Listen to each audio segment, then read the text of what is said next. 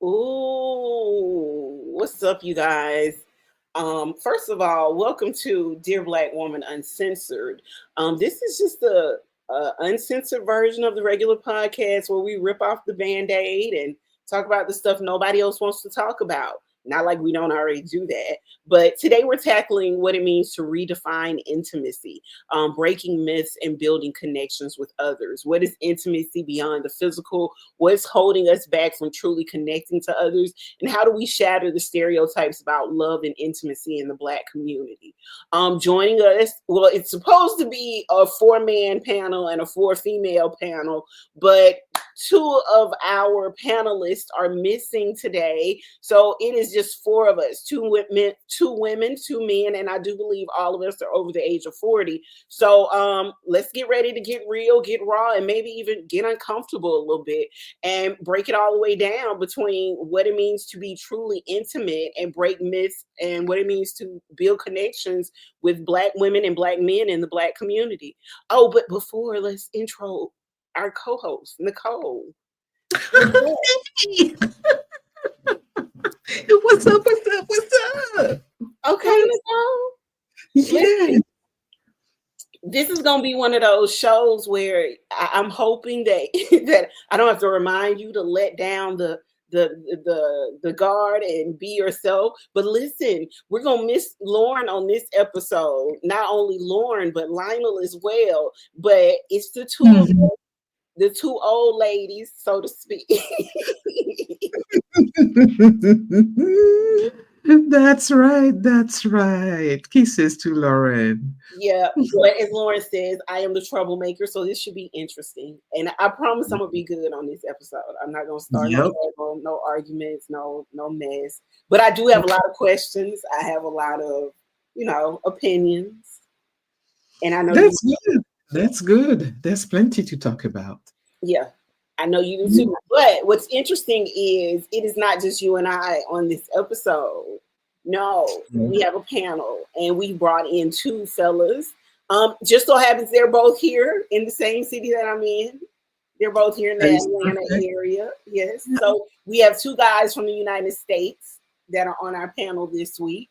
So they are here in Georgia. I'll bring them on. One's name is Sanchez. The other one is Dewan.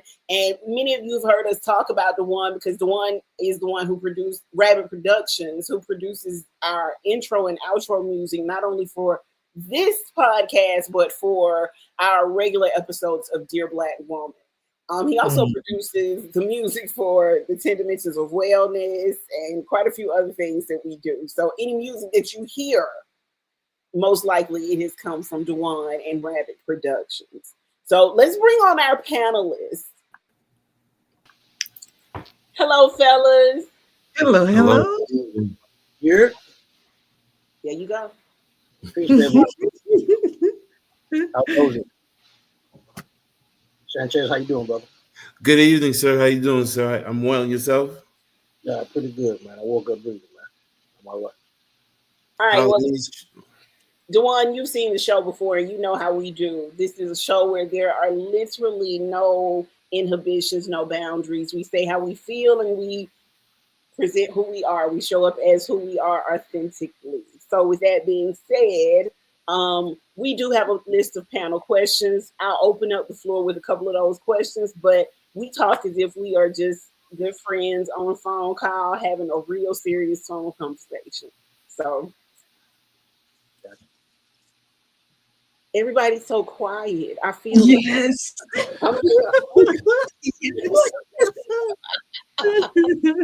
It's the first one. It's the first one. After a few minutes, person that's like after a few minutes, we're gonna get into everybody. So including you, Nicole. What in the world? Don't leave me hanging out here on this branch by myself, okay? Girl, it's late. Right. Tell everybody what time it is where you are. It is 1 a.m. on my side, 1:13. See, so that's dedication right there. That would be like trying. I think we should just jump right into it. I think we just need I was ready to get into it. So I have a question for you guys.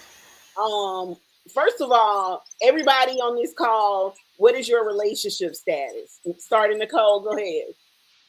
Ooh, single and happily single. Happily single and at peace. Lord. Mm, hilarious. Yes, I am actually. Sanchez, Nicole, Single as well. Duane, I have a girlfriend. I'm single as well. Ah, Okay. all right. All right.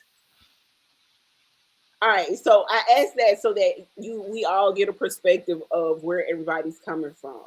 Mhm. Um, the mindset, Mhm. the why behind some of the answers, the why behind some of the you know the habits, behaviors, words, any of that. And with that being said, I'm gonna just jump right into it. We're talking about intimacy tonight, and I want to know from each person what's the difference between intimacy and sex. That's a good Nicole, question. I guess I'll start with you. Of course, you have to start with me. Intimacy, it's creating a bond, creating a partnership, creating something special between two people. Having sex is just, it's just having a functional, functional action, to me, pretty much. But being intimate and really being into it is basically another level of emotional intelligence and partnership. To me, that's what it is. Okay, Dewan, I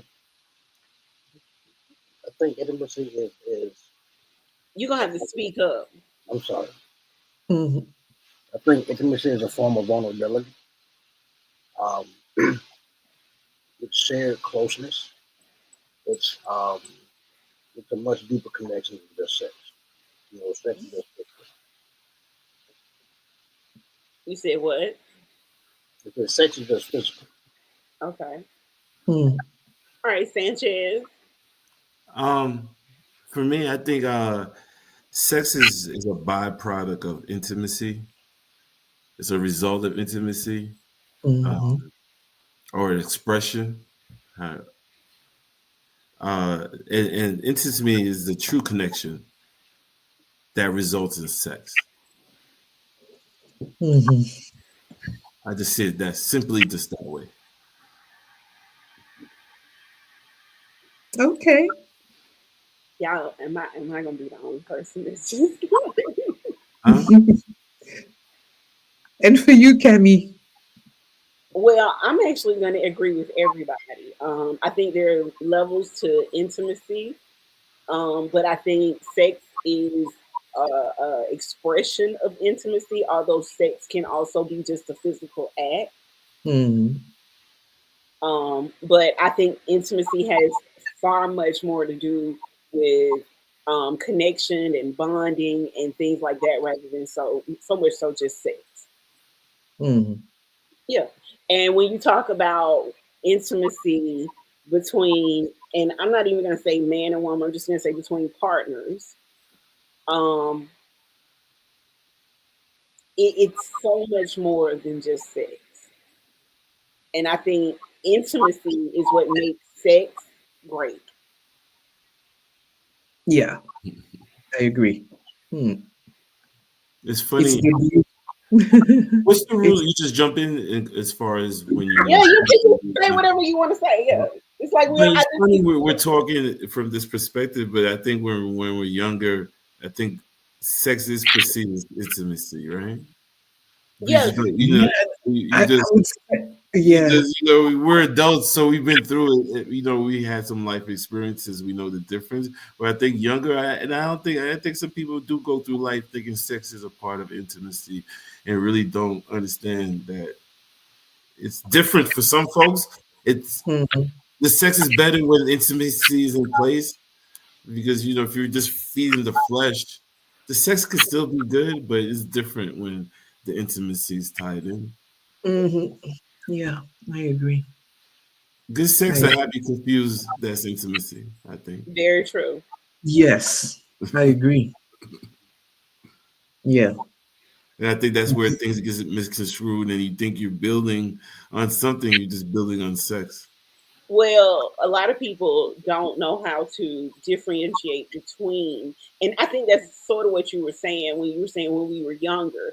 I don't know necessarily know if it's younger or just people not knowing the difference between intimacy and sex. Um, a lot of people confuse intimacy or confuse sex as intimacy. So Yeah. that's why I said there are levels to intimacy, and sex can be an expression of intimacy, but sex can also just be a physical act. That is right. Mm. Nicole, I'm gonna need you to wake up. You should have been drinking some coffee. But I'm sorry.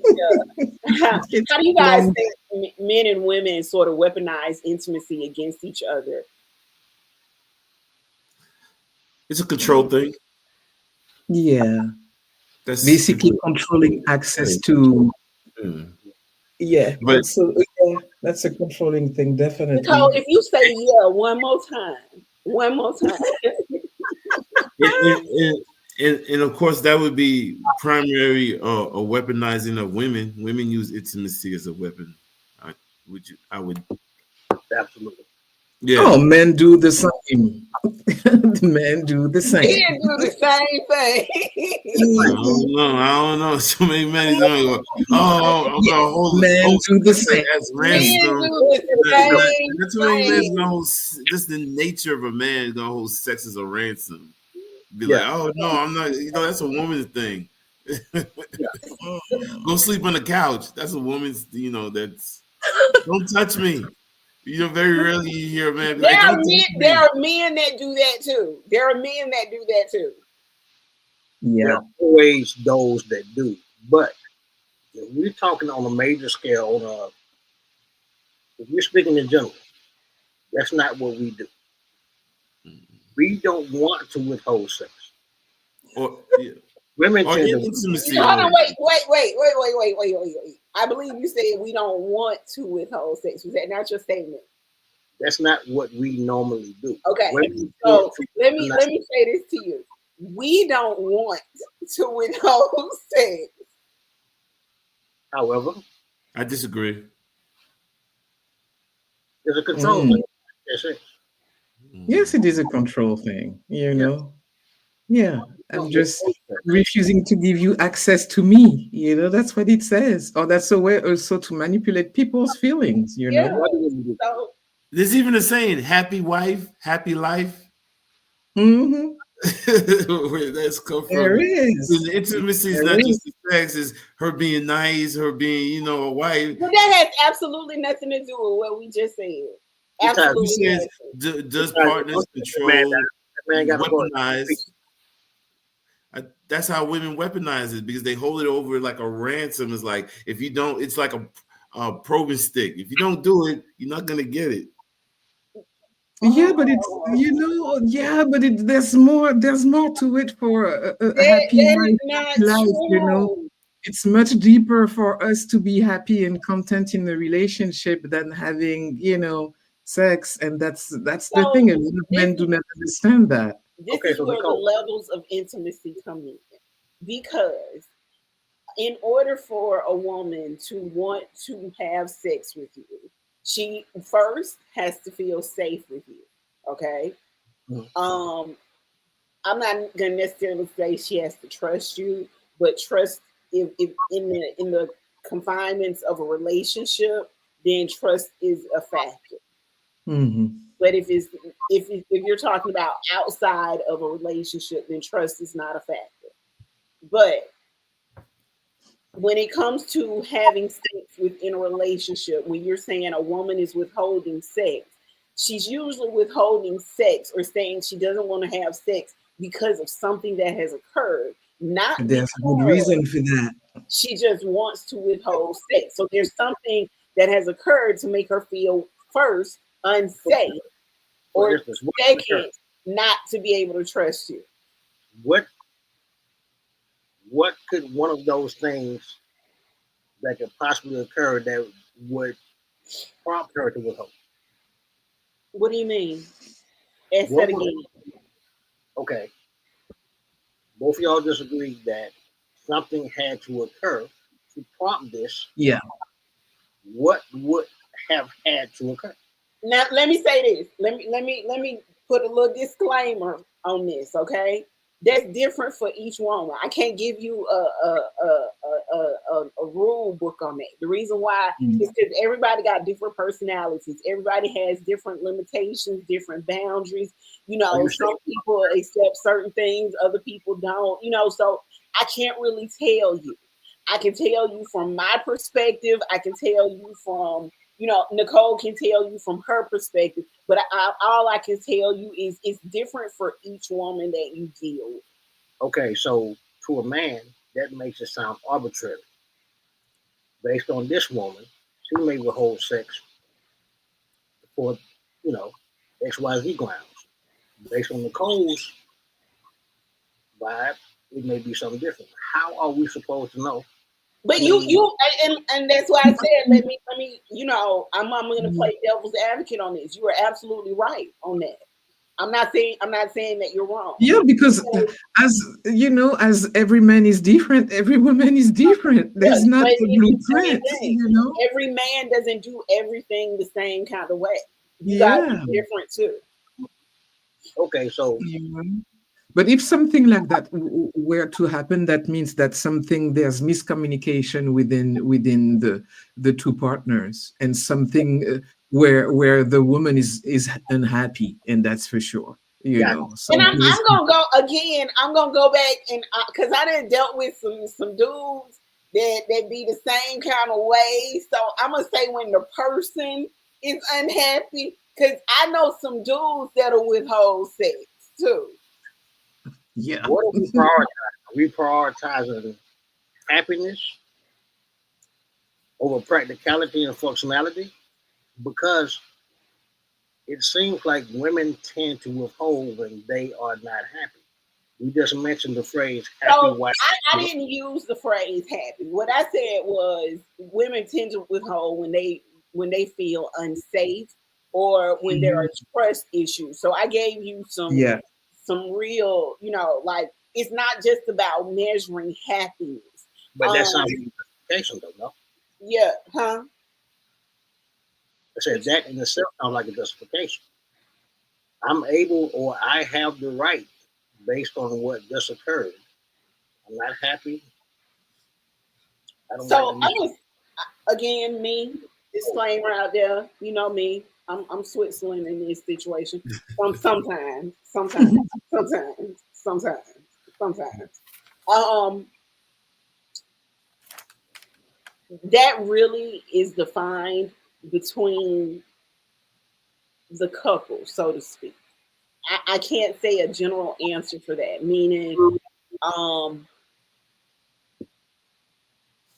if there were two people that were in a relationship and that situation occurred, that's really based on what each of those people feel is right. Like I said, um, I've dealt with men who withheld sex for reasons that I was like, that's the stupidest shit I've ever heard of in the world. And in talking to some of my homeboys, it's been the opposite with females who have withheld sex. And they'll tell me something, I'm like, oh, that's the stupidest shit I ever heard in the world. You understand what I'm saying? Mm. So I think a lot of it has to do with what occurs within the relationship, boundaries within Yeah. the It's relationship, mainly miscommunication, something that is not addressed. the agreement between the both parties involved. That's what I think it has a lot to do with. Because if I'm feeling unsafe and we're not in a place where we can talk about it, or you know, where you and I are communicating on a level where that Mm. night we're making up, because I got a hard belief that if I'm in a relationship, we're not going to bed angry at each other. So we shouldn't be, you know what Mm. I'm saying, like that communication. You sleep on the I agree couch, too. so we not doing that. I don't believe in that. So if I'm feeling unsafe and we can't communicate about it, then that's a problem within that relationship. And that's why I say it just really depends on the people, because you got people together who don't know how to communicate and don't know how to talk to each other. So that's generally when situations like that come about, is because you dealing with somebody who can't communicate their feelings or communicate what's really going on with them, Yeah. or open enough to hear their partner say what's going on with them. This is where therapy and healing comes in. The more you are working on your own healing and getting to know yourself, the better you are able to see your own patterns, or in the way that you communicate or discommunicate when there's things that are feeling, that are make you feel insecure or unhappy, or that just make you feel out of sorts somehow. Yeah, like I should be able to trust you enough to talk to you. And that's why I said it's Yeah. safety and trust. So Mm, if I'm feeling unsafe, I should still have a level of trust for you, that I should be able to communicate with you and talk to you and tell you mm, why I'm feeling the way I'm feeling. And you yeah. should have enough respect and a level of communication as well, to where, especially with active listening, to where you can hear what I'm saying and what I'm communicating, so we don't ever get to that level of, oh, I don't want to deal with you, I don't want to have sex with you, you sleep on the couch, all of that. Like, that's petty as fuck to me.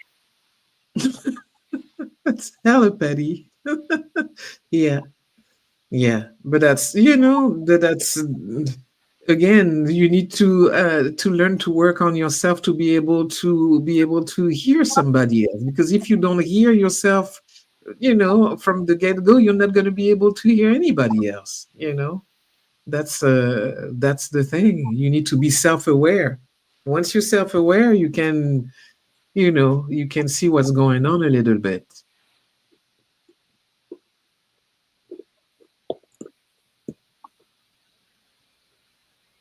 I answered your question. The one is like, I'm not so sure about that. And Sanchez is like, Mm. yeah.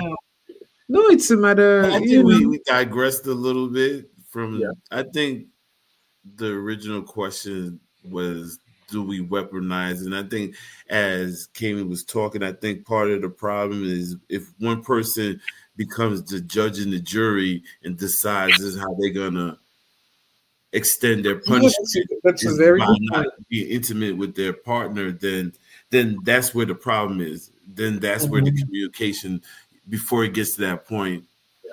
whatever you're feeling, you have to communicate it to the other Mm. person. You can't take it. You can't be the judge and the jury. I think that's where the issue becomes.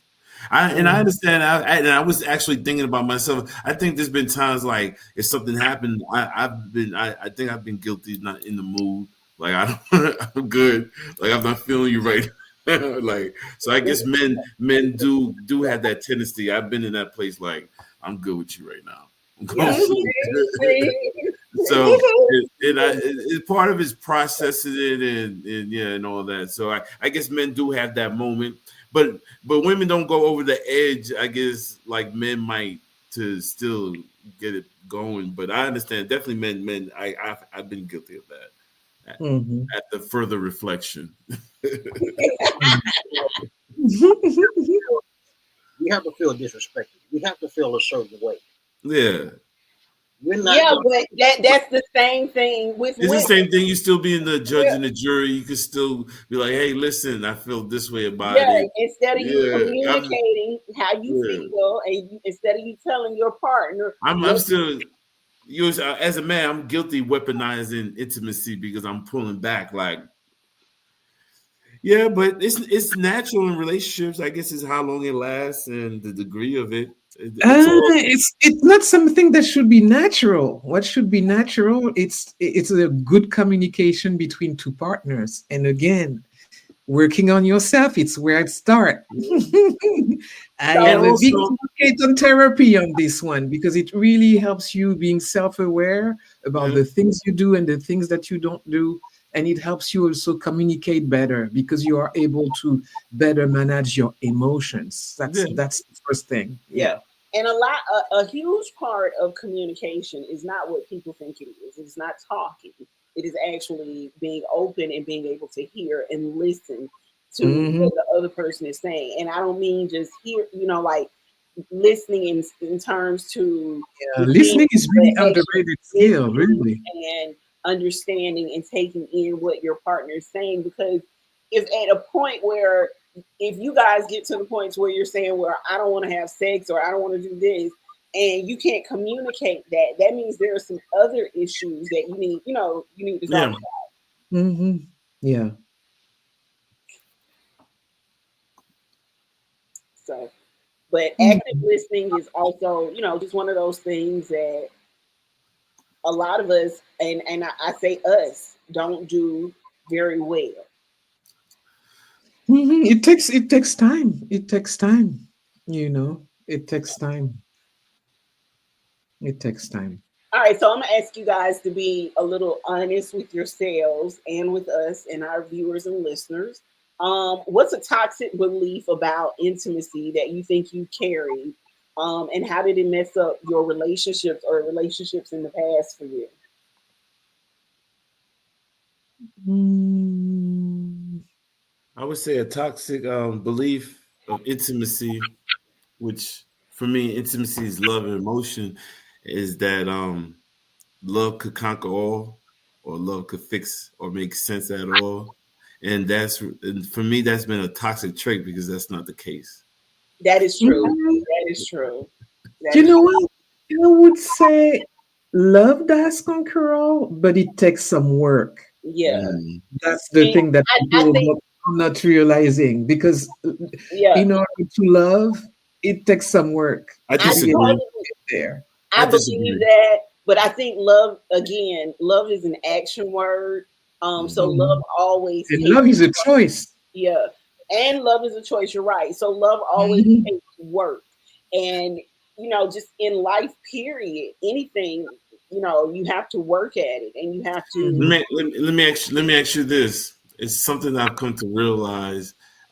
There's a huge misconception with the word. For me. I've noticed it's been a huge misconception. When people say love, there's an associated feeling like there's this endless forgiveness, right? Oh This endless, no, let me finish. This endless forgiveness, right? And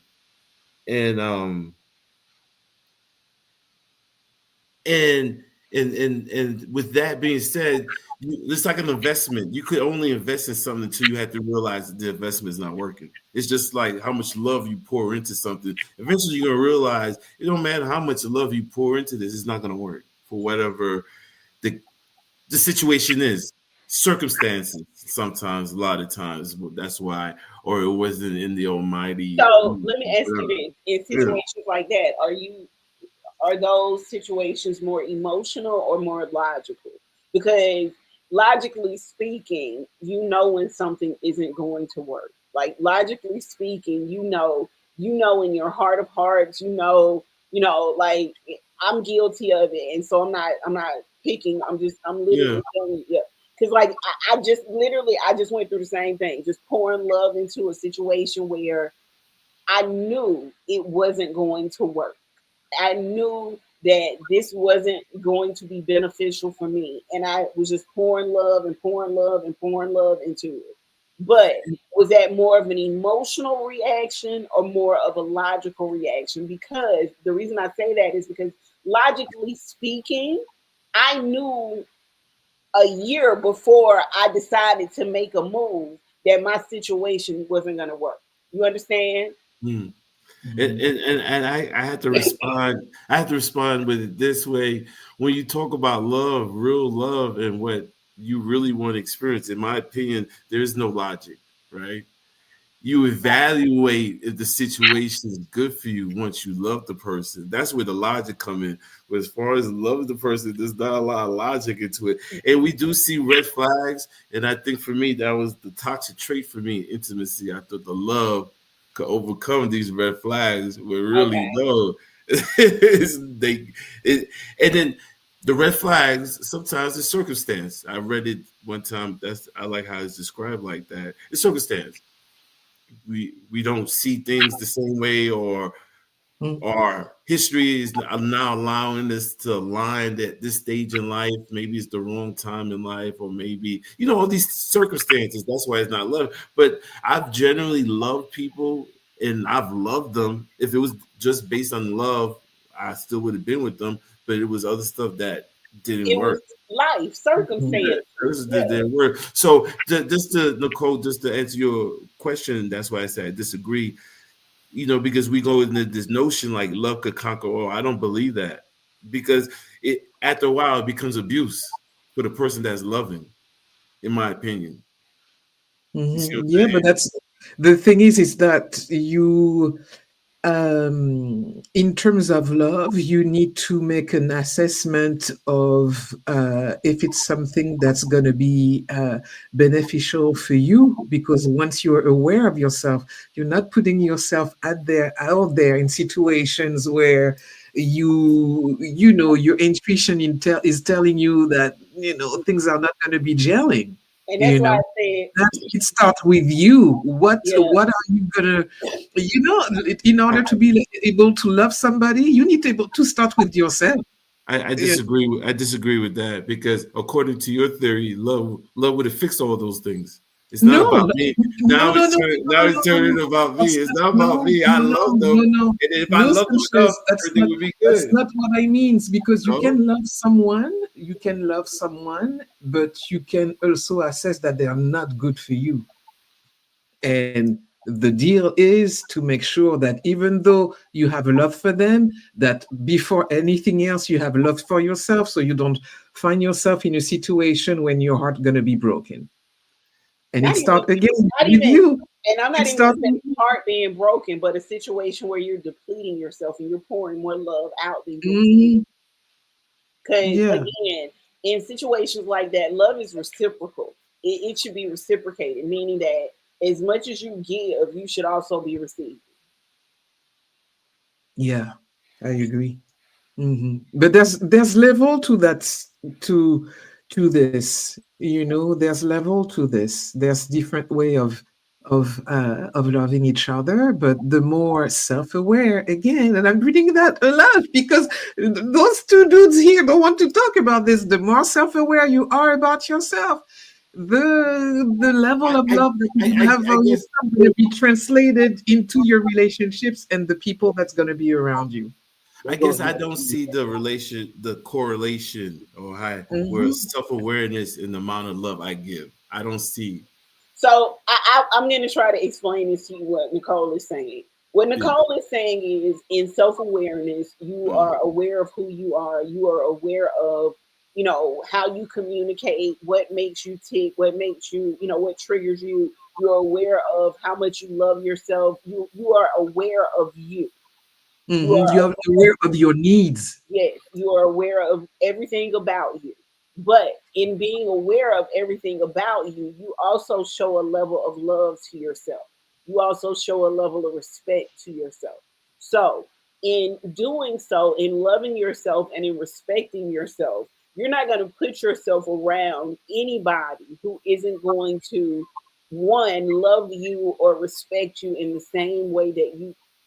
I'm not going to agree with you, Nicole, on this, in the same way that you would love and respect yourself.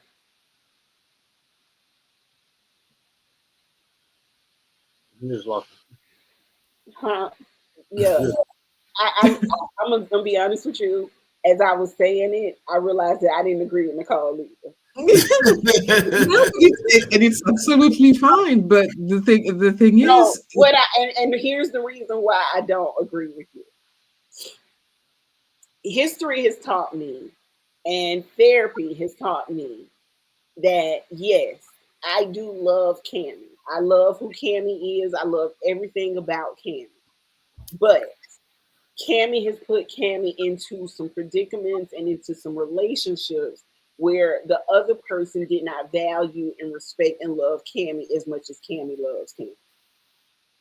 So I do get what you're saying, where you're saying that discernment and all of that will be there. Yes, as we learn and as we grow, we make better decisions. We learn to you know, not be around certain people. But I also hear what Sanchez is saying when he's saying that, you know, love is a, you know, feeling like love can conquer all things is a toxic trait. Like love can't fix everything. It can't. Yeah, but the thing, it love is a choice. When you decide to love yourself, But then no, you are able I, to apply it. but no, That's exactly my point. That's exactly my point. I That's think exactly my it's. point. I think this is how I see it. It's like a vase, right? The vase got hole in it. It's not gonna. It's never gonna be able to hold the water because, and the love is the water. It's never gonna be able to hold the lover. And I guess for me, is like, is I could be self evolved and self in tune as much as I want. I still can't make that work. My love is not good. As much love Yeah, I exert or show for that person, they just not. it's not gonna fix it. And it's gonna, and I'm gonna, and what's gonna happen? I'm gonna abuse myself I was gonna because, say you're gonna deplete yourself. yeah, I'm abusing myself because I'm keep pouring into this vase that has holes in it. Right, it's love over But yeah, practicality. but if you love yourself, you're not pouring into things that have holes in it. That's my point. And I think that's what we're saying too. I think that's what we're That's my saying too. point. So here's the thing, So we're Nicole. saying, we're saying love don't conquer all. Yeah, No, no, but it does. It does in the sense where you once you are aware of the love that you have for yourself, you know how to not misplace it for people who are not in the level that you require. You know what I mean? Oh, so That's you're talking from a perspective even before even getting into it, you would Yeah, identify this is not something I'm supposed to be doing. yeah, That's because what you're people don't saying. think about all of that. Oh, Yeah, okay. people get into situation and then you think later. No, you assess. You would not Okay. go, for example, yeah, you would not, for example, go and buy a car without making sure that it has all the good parts in it. Why don't you do that for a partner? That's the If same that thing. I agree with that statement.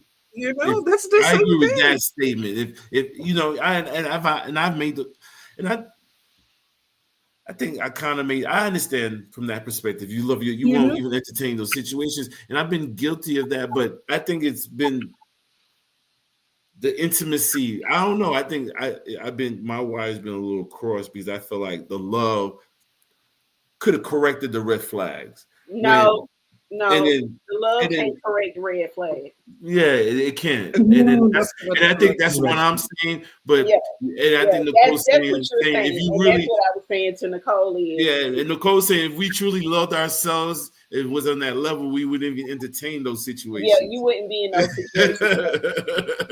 Like, see my wouldn't, French? you wouldn't even, yeah, you wouldn't even Yeah, entertain. And then, but when and then you I get told, it, so and I talked to a friend of mine, and I told her, you know, a lot of times people might preconceived notions. People might think I'm a little uppity. All right, sometimes I don't date women people think I would date, and I was like, I'm gonna start leaning into that, and it's part of me loving. Like, I'm not even gonna entertain things like I know I can see the red flags walking in the door. I'm not even gonna entertain. And that's because I don't have time for it, and I love myself to the point I can't even entertain that right now. And yeah, I go back to what Nicole was saying. I get it now. that's what. Yes, Yeah. yeah, So if you don't go into it, you don't even waste your time trying to pour right. into it. Yeah, It took a little minute to clear it up, but I think we cleared it up. yeah, yeah, but yeah, That was a good actually, the point. thing that you realize as you go along on your healing journey is that Yeah. your time is precious. And I Your think time is that's precious. the Neo moment, like in the Matrix when Neo was able to see Yeah, Yeah, the coding.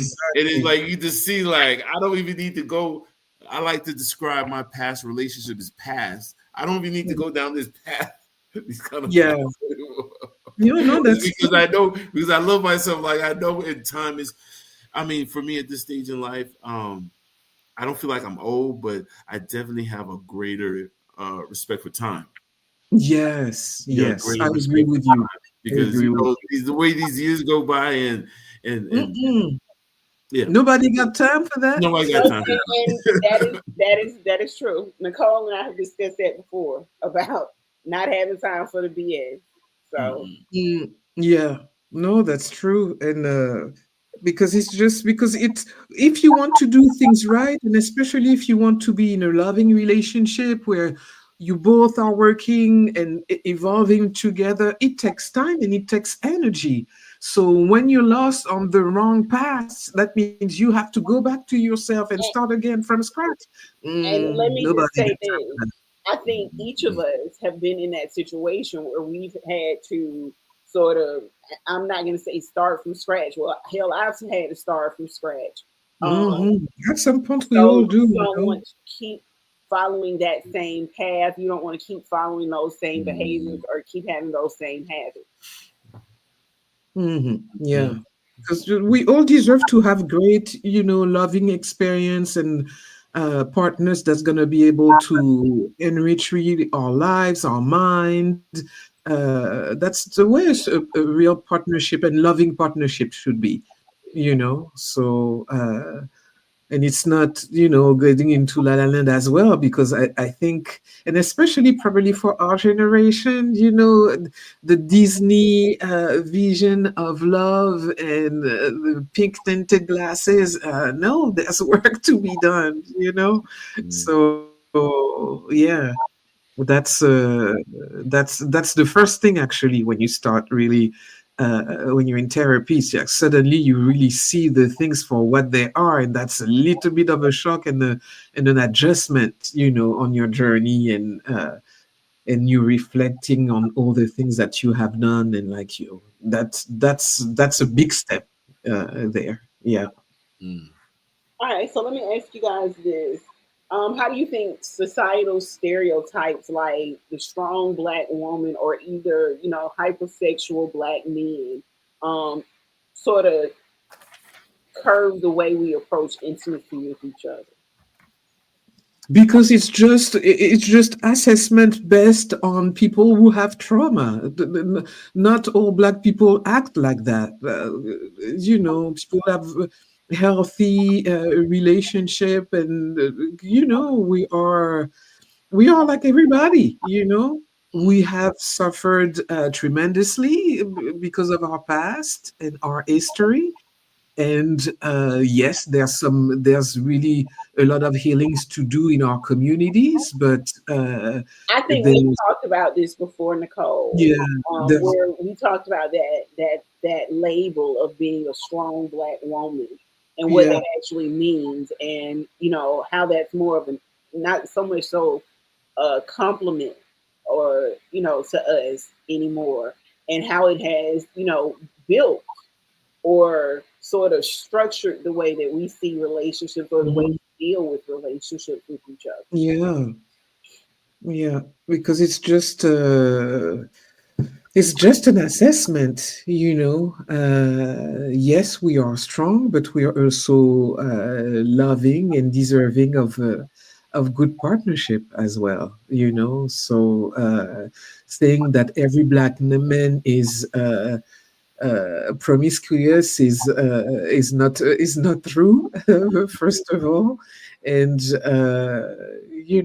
it's just. It's just not giving us our flowers. There's many levels to all of this. So how do you There's think that, and I'm leaving this to everybody, so any of you guys are free to answer this as well. How do you think this actually shapes the way we deal with each other, especially when it comes to those stereotypes? Um, what I just the strong black women that what was kind of under that umbrella. I don't mind. I don't mind it. I kind of like it because I was fortunate to be raised around a lot of very strong. I'm Caribbean, very very very strong. Mhm. So I love I admire it. I love it. That's why I predominantly always dated black women because I'm so attracted to that strong black woman thing. But the thing I think that's been layered in I don't like is this boss thing that I Mm, think only our women has been kind of been put in that picture. And what that portrays is this woman that just can't compromise and can't have any kind of correction. She's not you can't confront her. You don't, and I don't like that for our women, and I don't think that's the true overall of what Black I women are. agree. And then, And that's sort of what we said before and when then we said about that strong Black woman yeah, stereotype. I don't. Black women are extremely very strong, and I wouldn't want to discredit that. But I think what's been layered in is this boss thing, and it doesn't leave when you're talking to your boss. That's your boss. There's no room for compromise. That's like a dictator.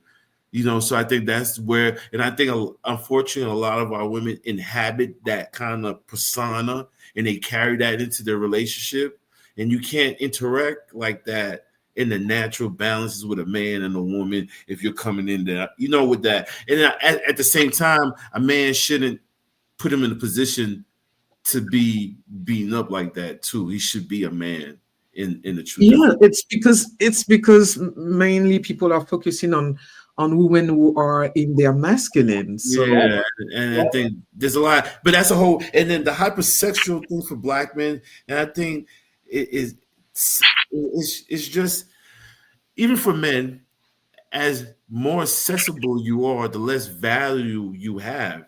So no woman so there's no value just like to a Black man, and there's no value to our sex. And while we, if we're under that picture and we go have 3,000 kids with 5,000, that's not really us. And I think that's and then we come into the picture. If a woman comes in the picture, her man is hypersexual, he humping everything. How could they truly have a connection or trust and love if they come in with both of those stereotypes?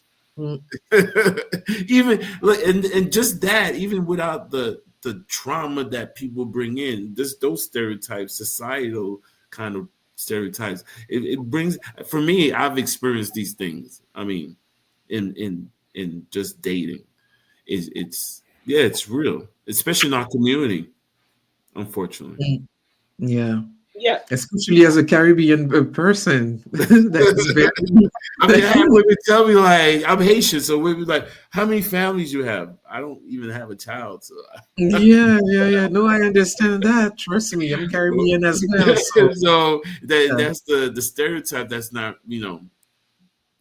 that we had to, it's uphill But battle. because it happened a lot within our community, within the Caribbean community. But the thing that people need to correlate that with is that, you know, our ancestors didn't really have the luxury of having families of their own. So, in order for us to survive, we needed to procreate to Yeah, make sure that the bloodline would carry be on. alive. So, and we were used against our will. So we need to put that in context as well, you know.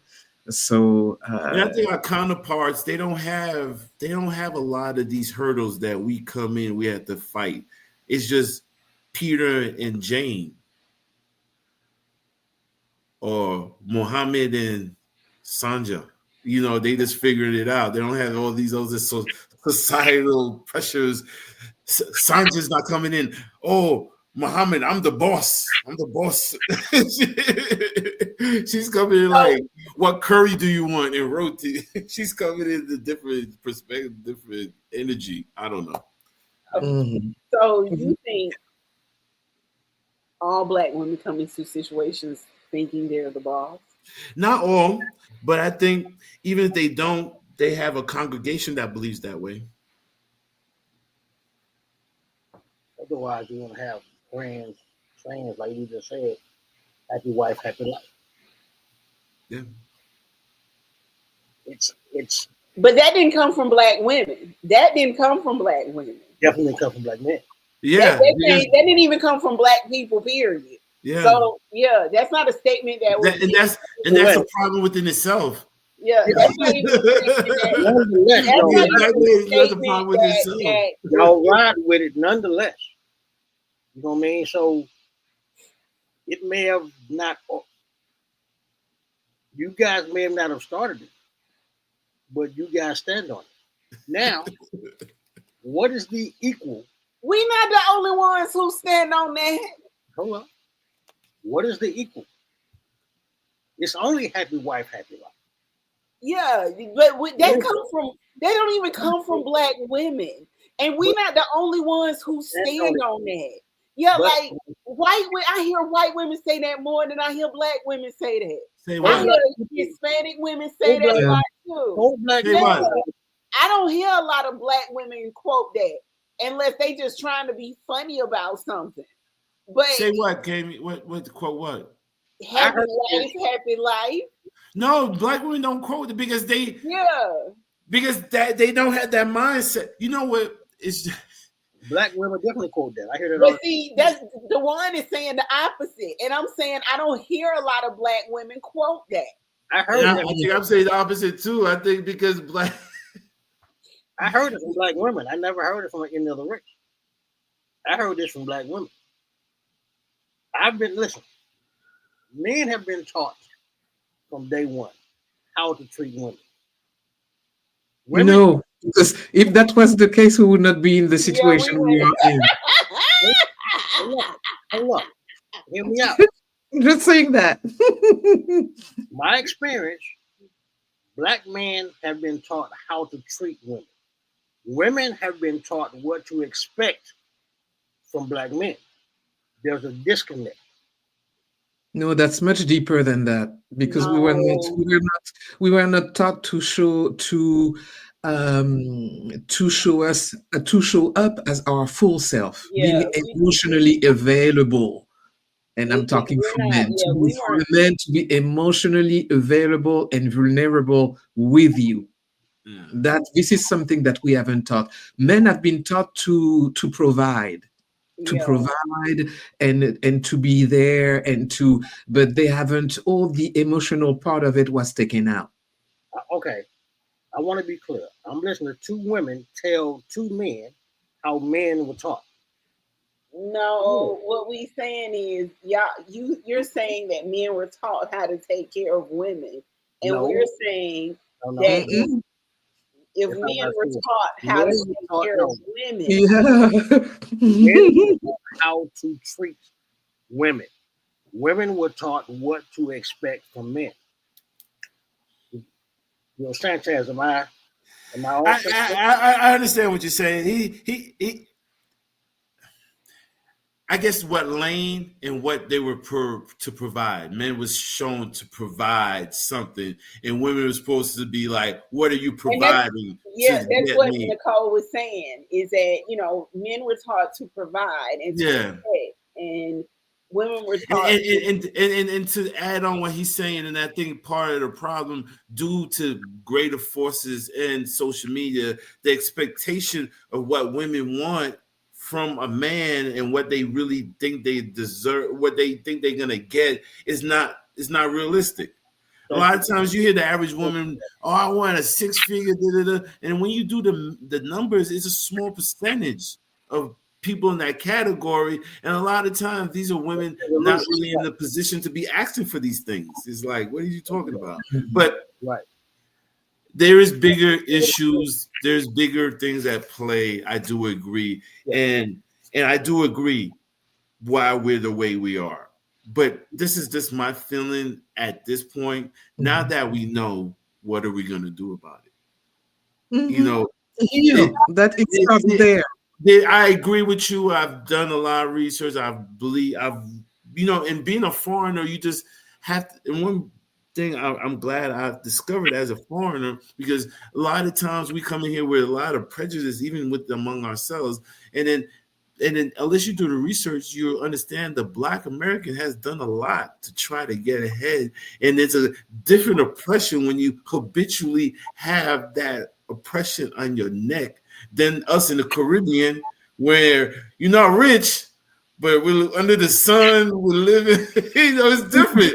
It's different. And we see all of us. Honestly, a lot of Black people don't realize that. A lot of Black people don't realize that. And I think unless a lot of foreigners, they don't know, but there's a lot of respect that should be given to the Black American. But with that being said, there's those forces that has got us so apart and got us not being able to connect, because counterparts, they figure it out way easier than we do. Well, it goes back to something Nicole and I have, and we've discussed this on our regular episodes, and it actually goes back to colonization. No matter where we were, it was what we were taught to do with each other and how we had to approach each other, how our families, how we had to approach family, how we had to approach love, how the black man and the black woman were pins against each other when dealing with colonization, how the black woman was the But we main were still getting, character. but we were still getting married during the slavery. I think that things got worse since civil Yeah. rights. We was getting married during slavery. During all this times we were getting married. It's this last couple of years to the point. This is the lowest rate. I shared this with a friend of mine. This is the lowest. When we were growing up, our marriage rate was in the 80%. Yeah. Now it's 40%, 30, and declining. We talked about that, didn't we? We talked about Yes, how we did. But also people are more evolved these days. we married for security. We married for certain things because There's nothing wrong with marrying for security. No. There's nothing wrong with that. Listen, and here's why. That's actually how you build wealth. No, that's not what I'm saying. Listen to why we had to marry for security then. You have to remember at one point, not just black women, but women, period, could not own houses without a man. Yeah. Women could not have bank accounts. Kamie, I understand. It was until 1974. I understand the woman part, but for me right now, because we're in the worst shape, is black women. I'm not worried about what I'm saying. Okay, so what I'm saying to you is you said in certain times and in certain days there was more marriage, there was more relationships, I guess more togetherness is what you were trying to say. All I'm saying is the numbers, the hard numbers shows it. Yeah, but we need to put but I need you to understand why things we didn't have the choice but getting married. You know, so that's what I'm saying to you is yes, you have higher numbers of marriage back then because there were no choices for us but to get married. We were told, like when you just said you're a woman, you're supposed to get married. What choice is there? No, what you're supposed to? Hell the fuck no. Hell the fuck no. You're married. You're supposed to be a man and a woman. You're supposed to get married. I'm a woman. Do I want? Hold on. Let me fix this. I'm a woman. Do I want to get married? Yes. Am I supposed to get married? Is a woman not supposed to mate for a man? Yeah, because that's just like you said, women were supposed to get married because we didn't have a bank account. We couldn't buy a house. Women were able to get a bank account on their own in 1974. That's not so long ago.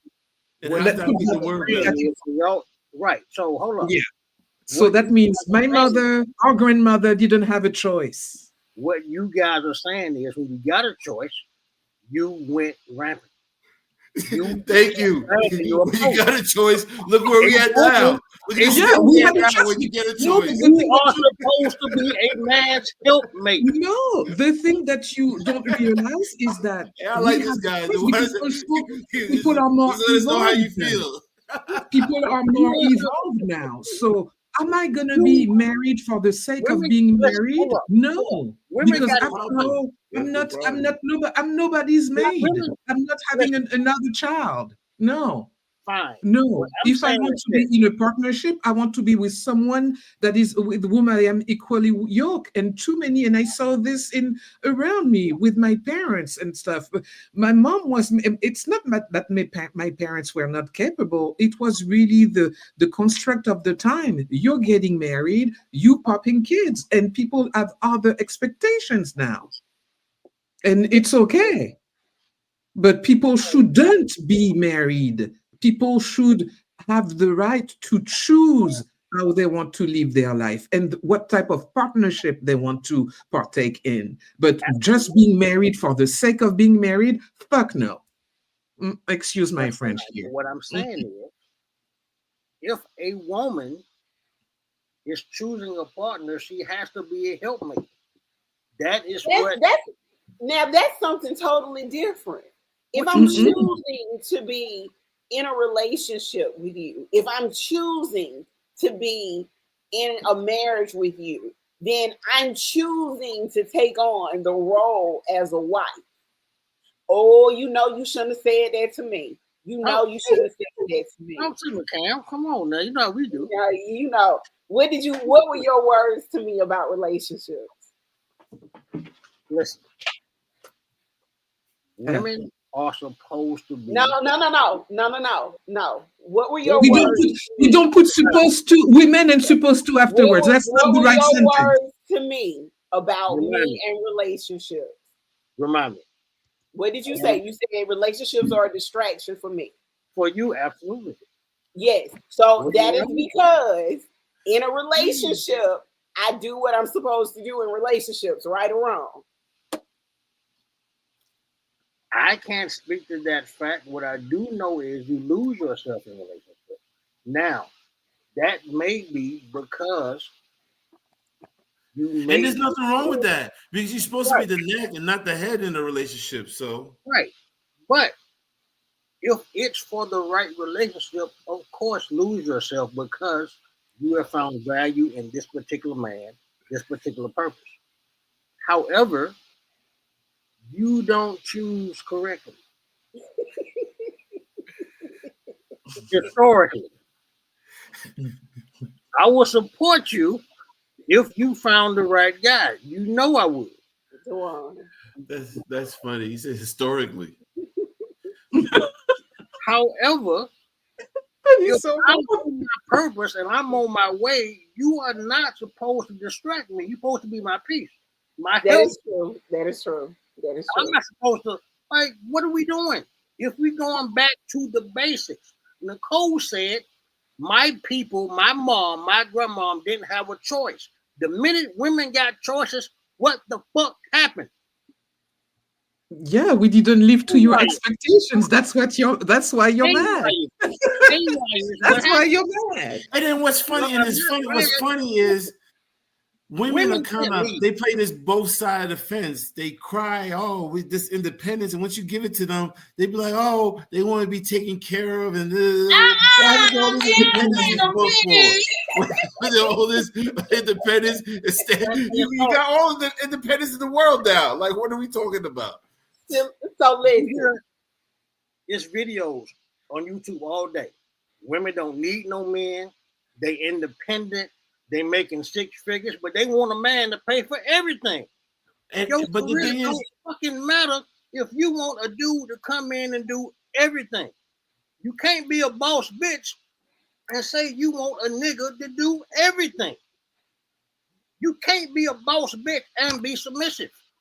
And all I have to that's the part. That's the part. Let me finish this statement before you ladies have at it. Let me say one thing. The only thing you have, please, I just want you to take a look at and tell me this if you do find it. What other counterpart has this thing in them where their women walk around with this mindset? It's on, and why? And don't tell me. And I don't want to hear black women have to be strong. I get and I hear all that, but and the only reason I want you to define the mindset. What I mean by that is I want you to tell me the mindset that you think a black woman holds that no other culture or counterpart holds. And the reason I'm asking you to define that is because what I usually hear from men is that black women don't know how to be submissive, which for me, I'm going to have to disagree, and I'm going to have to say it in a different way. It's not even really, it's collectively the submissive. For me, the bigger part is the compromise, and just as big a part is the correction. Right. So and then these are part. If you really have a man who really is the definition of that's what comes along with him. And it's not, and it's not a form because when sometimes people hear these things, they trigger it's control. It's not even along those things. Because a true man, he doesn't control. It's there for a bigger purpose of protection and guidance and influence, right? But if you have a woman who's a boss and that don't compromise and can't critique, what are we talking about?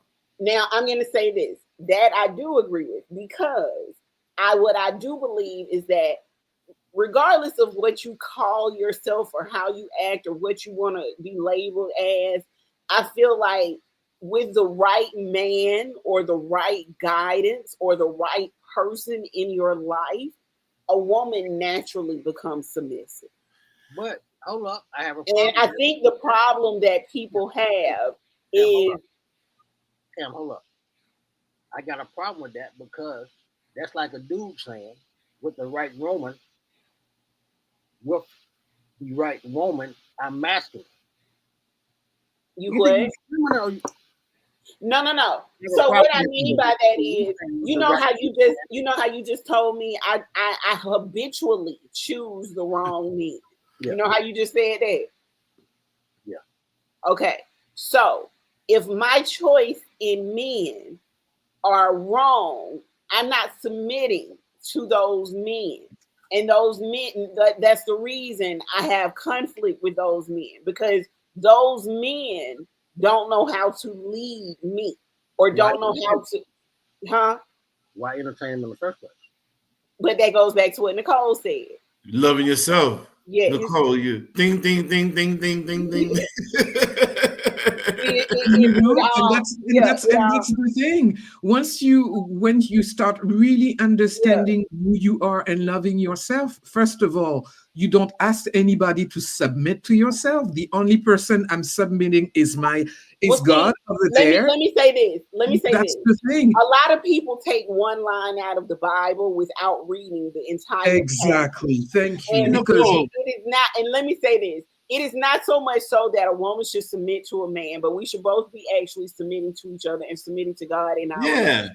And I think, Amen. Nicole, With and I that think, being said, what I mean when I say submissive is I don't agree with women, that. women who play the, who know how to, Hold up. who know how to be a partner, who know Are how you saying to, answer? Hold up. Are you saying that we should submit to each other? How is that possible?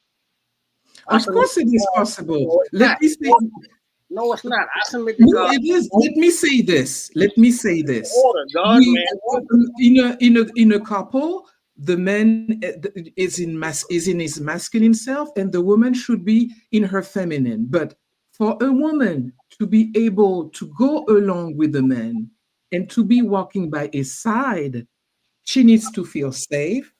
She needs to feel secure. This man need to be standing his ground and be what he say he is. But Okay. a lot of you want us to submit, but we're How, submitting to what? We how submitted to what? It's chaos around you. Why are we submitting to chaos? The thing for a woman, we need to feel secure and safe. the And proper there's not order going to is be God, man, and woman. any Nicole. type of working together if we are not at that level. Yo, Nicole. God, man, woman. Man is not supposed to. Man is not built or supposed to submit to women. That's It's not not how about God. submitting. Didn't It's y'all not let me just say about this. submitting, because Let me say sometimes this. in a I think, relationship there's going to be give and take. I yeah, should it's a give say and take. give And and let me take. say this. I think yeah. submitting different is than a little submit? strong. I think we're thinking I along the lines agree. of bending the knee. It's Yeah, a I was going to say, compromise. if You you have to take, you it, use another word for the word yeah, submission or because submit. I've learned. I've had a one thing I've learned. In relationships, in order for a woman to be submissive, you have to be submissive as a man, and Yeah, not submissive as being less of a man. You have to be submissive Exactly. where you have to be willing to listen to what she's saying Absolutely. And be vulnerable. And be yeah, vulnerable. yeah. But and that's not she'll reciprocate that, and a true woman will reciprocate that and being her with her natural feminine energy, and submission. that'll be I agree the with that, but that's not submission. submission. Yeah, That's not yeah. submission. So we're gonna take the word submissive off the table, because what I've learned is that word triggers a lot of people, both a lot of Yeah, women and men. Mm. yeah, Okay, that's it a does. trigger word. It's a trigger word. I'm already there Because with women always automatically think like they're gonna be in shackles, To and God, women are submissive to man. I don't understand how we fucking order up. God, man, woman. Men are not supposed to be submissive to women. So in order to Yeah, be a good leader, you got to be a good follower. I listen. exactly. I had this conversation with my girl. She's listening now. I will always I have to consult her counsel. Yeah. Right? That does not mean she doesn't have a voice in this relationship. I have to hear her out. She serves that purpose. She sees shit that I don't see. I have to accept her counsel. Now, yes, I may have the final say as the man, but I cannot And that's exactly where the problem lies. You having the final say and not having a consensus with your partner. This is where the problem is. I just said I have to seek her counsel. Well, Nicole, but yes, I do have the final say. Because just looking at you boys. I'm just you ever looking hear at the saying, the man is the head and the woman's the neck? Right? It's not so much that. It's like for example, you're having a company, right? You're having a company. It's a 500 fortune company. So in order to make things work, not everybody gonna always be right, but for the sake of the company, we're moving as one. Who's the CEO? That's the thing. Who's the CEO? Yeah. But the majority shareholder could disrupt all of that. I'm not talking about the shareholder. Disrupt all of that. The CEO is the one, and I'm not even gonna lie to you, but the CEO and the board make the final decision. Yeah. So, but that's the thing. It is because we need to be able to hear each other. I think that's a trigger for a lot of folks. Yeah, I do. The word is a trigger. Yeah. But I think for me, compromise is better. There has to be a lot of compromise between us. Absolutely, and we have to be in that position to do that. And but where we come in with certain personas and stuff like that, it makes it difficult. And another thing that makes it difficult is people's tribes, women supporting caste. Men, and I tend to say women use women a lot because men tend to run lone wolves. No. And then women usually are in packs, and they usually have bad congregation groups that give each other bad y'all got them kind of groups. Bad advice. It's a lot of men that have them kind of groups. There are a lot of men who have motorcycle gangs, who have all of those different types of clubs and that's the truth.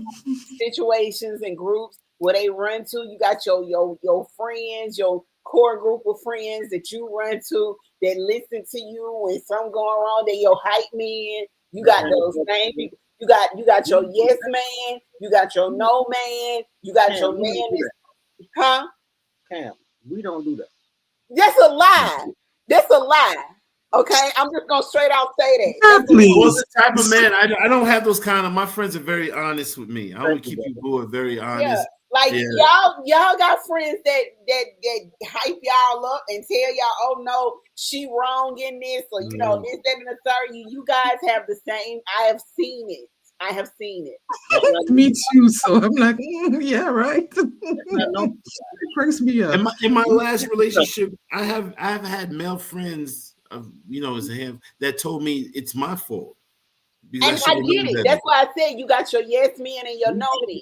So in every tribe, you got the same thing. So in my tribe of people, no, that's not what men do. Yeah, y'all do. Y'all got a hype man. Y'all got a hype man that buddy that.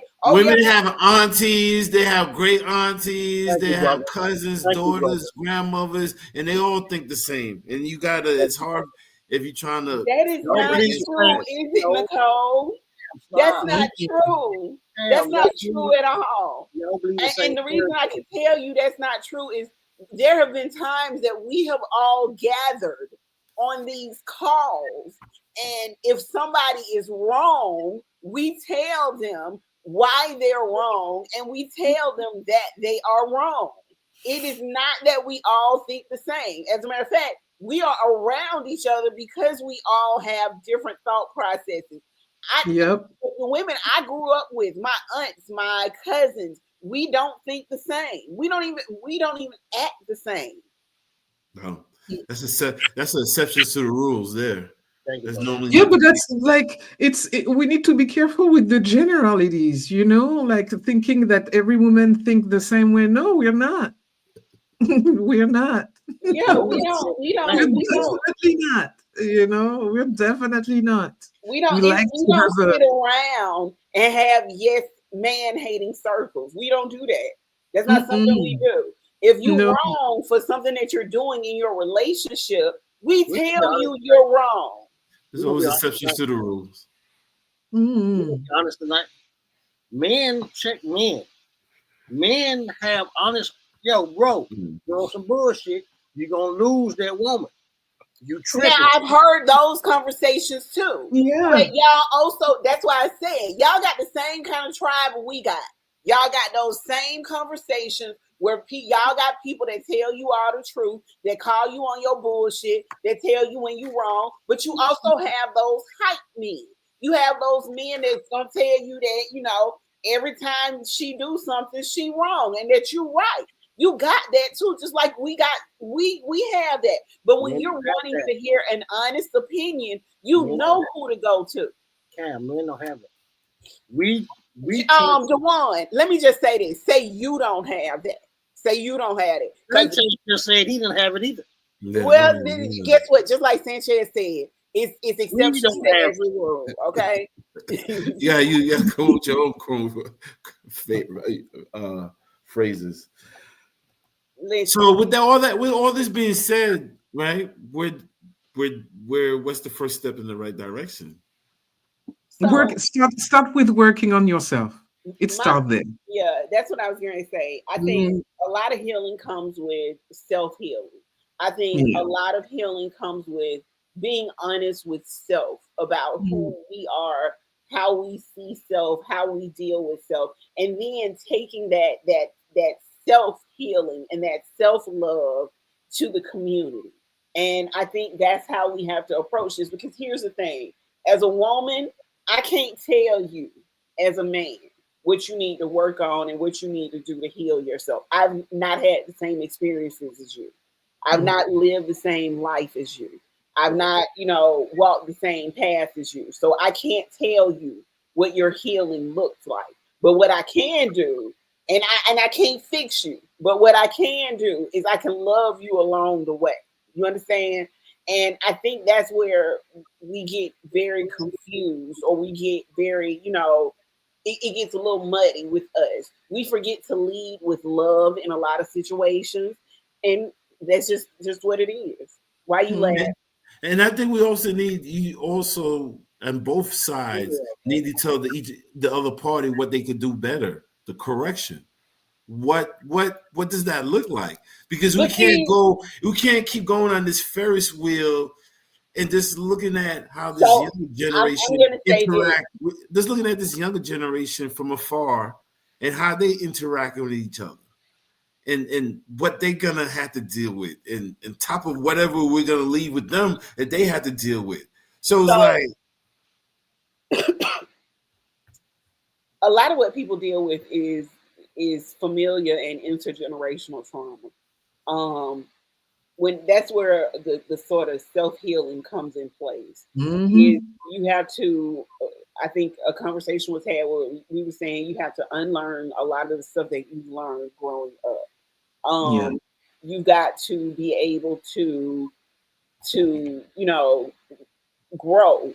Like a lot of the things that you were taught by your parents. It goes the same way when it goes with nutrition. It goes the same way when it goes with financial studies. It goes the same way when it goes with your mental health.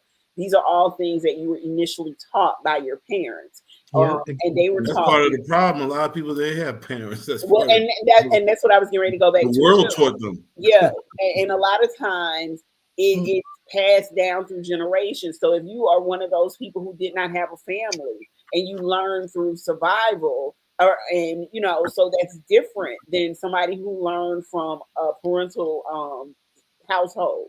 So mm, you got a lot of things that you have to unlearn, a lot of things that you need to relearn. And that goes for both parties, those that were raised with parents and those that were raised without parents. There's mhm. a lot. That's where when we say self-healing needs to come first. it definitely starts there. And then Yeah, you because when you can see the pattern of your family, you're gonna be able to see what is applying to you. You know, like really observing my parents and really reflecting on their relationship was really a big thing in my healing. It really helped. It really helped understand the decision that I had taken as a woman, as a young woman, because I left my family and I went to the United States so I could be away from my parents. So that says everything it needs to say, you know. So it's just once you start understanding your family history and everything, and that you really understand the impact of colonialism on your family, the way that you were living, your thinking, it is a big awakening moment. At least I know it was for me, because God, that really helped me put things in perspective a lot for my parents. I give a lot of credit to my parents.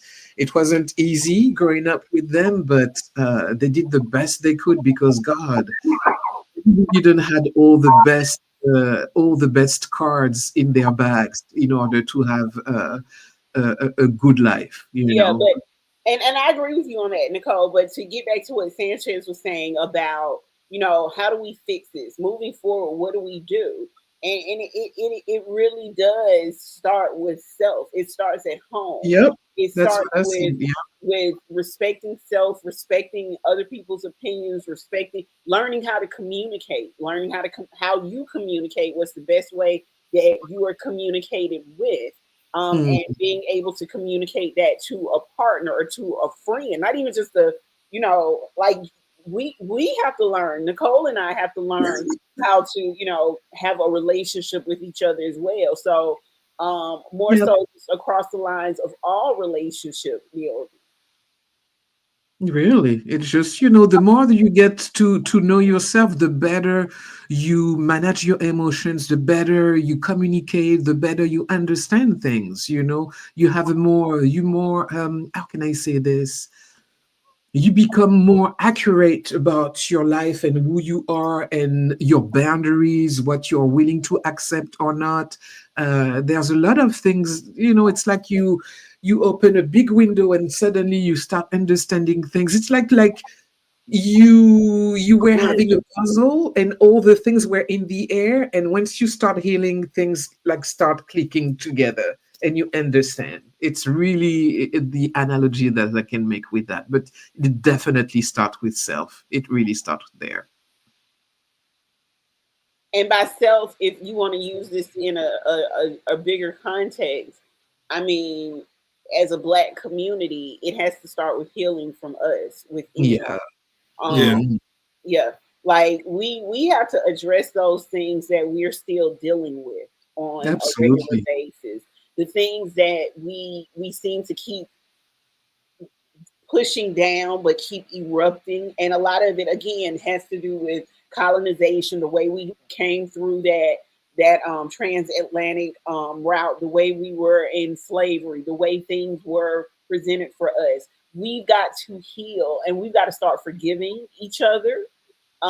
We've got to learn how to, again, one of the things I keep saying is communicate with each other in a way that we feel heard. And by we, I mean men and women feel heard, feel seen, feel valued, feel understood, and feel loved. Mm. And this listening to you talk, I found it funny. We're asking for so much compromise and compassion, and then I'm looking at this generation who's so self-entitled. Yeah, but That's the It's like we're like, yeah. who's gonna make this correction? They so self-entitled. They think that everything. I don't know how they gonna figure out life when they become adults can I ask because you a question? Do you They'll think figure it that out. that comes with age, or do you think that that's just this generation? The reason why I say that is because are we not our aunts and our uncles right now? Are we not the same ones who, when we were younger, they were Mhm. saying similar things about us not understanding, about no, us. it's different. It's different. Yeah, It's different. it is. These younger generation, they're really under the mirage of that things are equal. that dream was never sold to us. We Okay, always had, so there I was get always what. a struggle. Okay, There was always that's a what I. grit from Yeah. us, our aunts, our uncles. We on this, like, these kids are really under the illusion like things are fair, like it's all good, like We we're on the fucked same that up. page. Like they really don't understand So I'm the gonna say this. machine. And let me say this, and unfortunately for them, they don't understand the wave of technology that's really about to come their way, that they're gonna have less time to react to it than when we did, because they don't understand what that's gonna look like for them. Because as you know, our counterparts is 10 steps ahead of the game. So Yeah. it's like they're gonna have to deal with that and emotional intelligence and trying to unite the black people. That's a lot for them. And then yeah. Yeah, but the thing that I can say about the new generation though is that there are a lot of them are in therapy, which we were not at their age. Yeah. A lot of them haven't taught to work though. We were A brought lot up. of them what? I can't hear you. We were brought up on hard work. Yeah. We were not. Yeah. We were not. So Yeah, we were the generation we had to figure it out. my We had cousin to and figure it I, out by we had a ourselves. conversation over the holidays about our kids and about each generation of these kids and how this younger generation they don't have the same fears and respects that we had when we were growing up. And one of the things that we talked about was the fact that we started working when we were 14 years old. So Mm. I started working. I had a job at Bruno's. You remember Bruno's, Dewan? Yeah. I had a job at Bruno's when I was 14 years old, and I've been working ever since. But these kids didn't have to have work permits. Because there were no jobs available for them when they came around. Like, Now that we saved them, Candy. We said when we got old enough, when we did better enough, we moved them out of the environments that made us who we were. Right? I Yeah, left, because we tried to provide something better than what we were raised in. right. So they don't know the struggle. They don't know what that is. We shielded that from them because No, they know because they saw us. no. No, they didn't see it. They don't understand. No, if your kid was so with okay, you so I'm gonna give and you this talk to you. about my child, I hear please you call me guys what you're children. saying, Mm, but I'm gonna tell you We from a moved out single of the mother environment. perspective. Hold on. Yeah, mm. from a single mother perspective, my child saw the struggle, and I Yeah, think that's what same for my Nicole is child. saying as well. My Mm. child, yeah, my child saw the struggle. My child saw, but on the flip side of it, because of where I come from, my child also saw the spoil, he saw the gain, he saw all of that as well. So it was almost like a dual life. We didn't have that. That's what I'm saying. No matter what we did, our offspring had something different to go on. We They had still, a million times better. huh? They did. Those like our springs. I don't have any kids, but that generation, they had a million times better than we did. A million times better than we did. That's Are right. we not? We No, are our uncles. We are no, our aunts. We are no. those Say the people. person who have no kid. No. Listen, I grew up during the crack era. I grew up I during was the living. crack I era. was living in New York during that time. What are you talking about, Yeah. sir? Wayne Did you Williams. walk? These kids don't even know what it's like to walk down a pissy hallway. They have no concept of They what know. a They street know. They go dealer to looks public like. school. They If don't they have go to to They see public the know. school, they know struggles. what it smells like. Cam, Yeah, they Wayne know. Williams.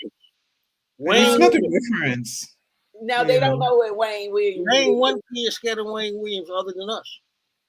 They don't know Nobody. the They girls. don't know nothing. How But we see, they grew got up. their own fears. They got their own, Listen, Not having to be I heard something the other day that really had me thinking like how much different these kids are from.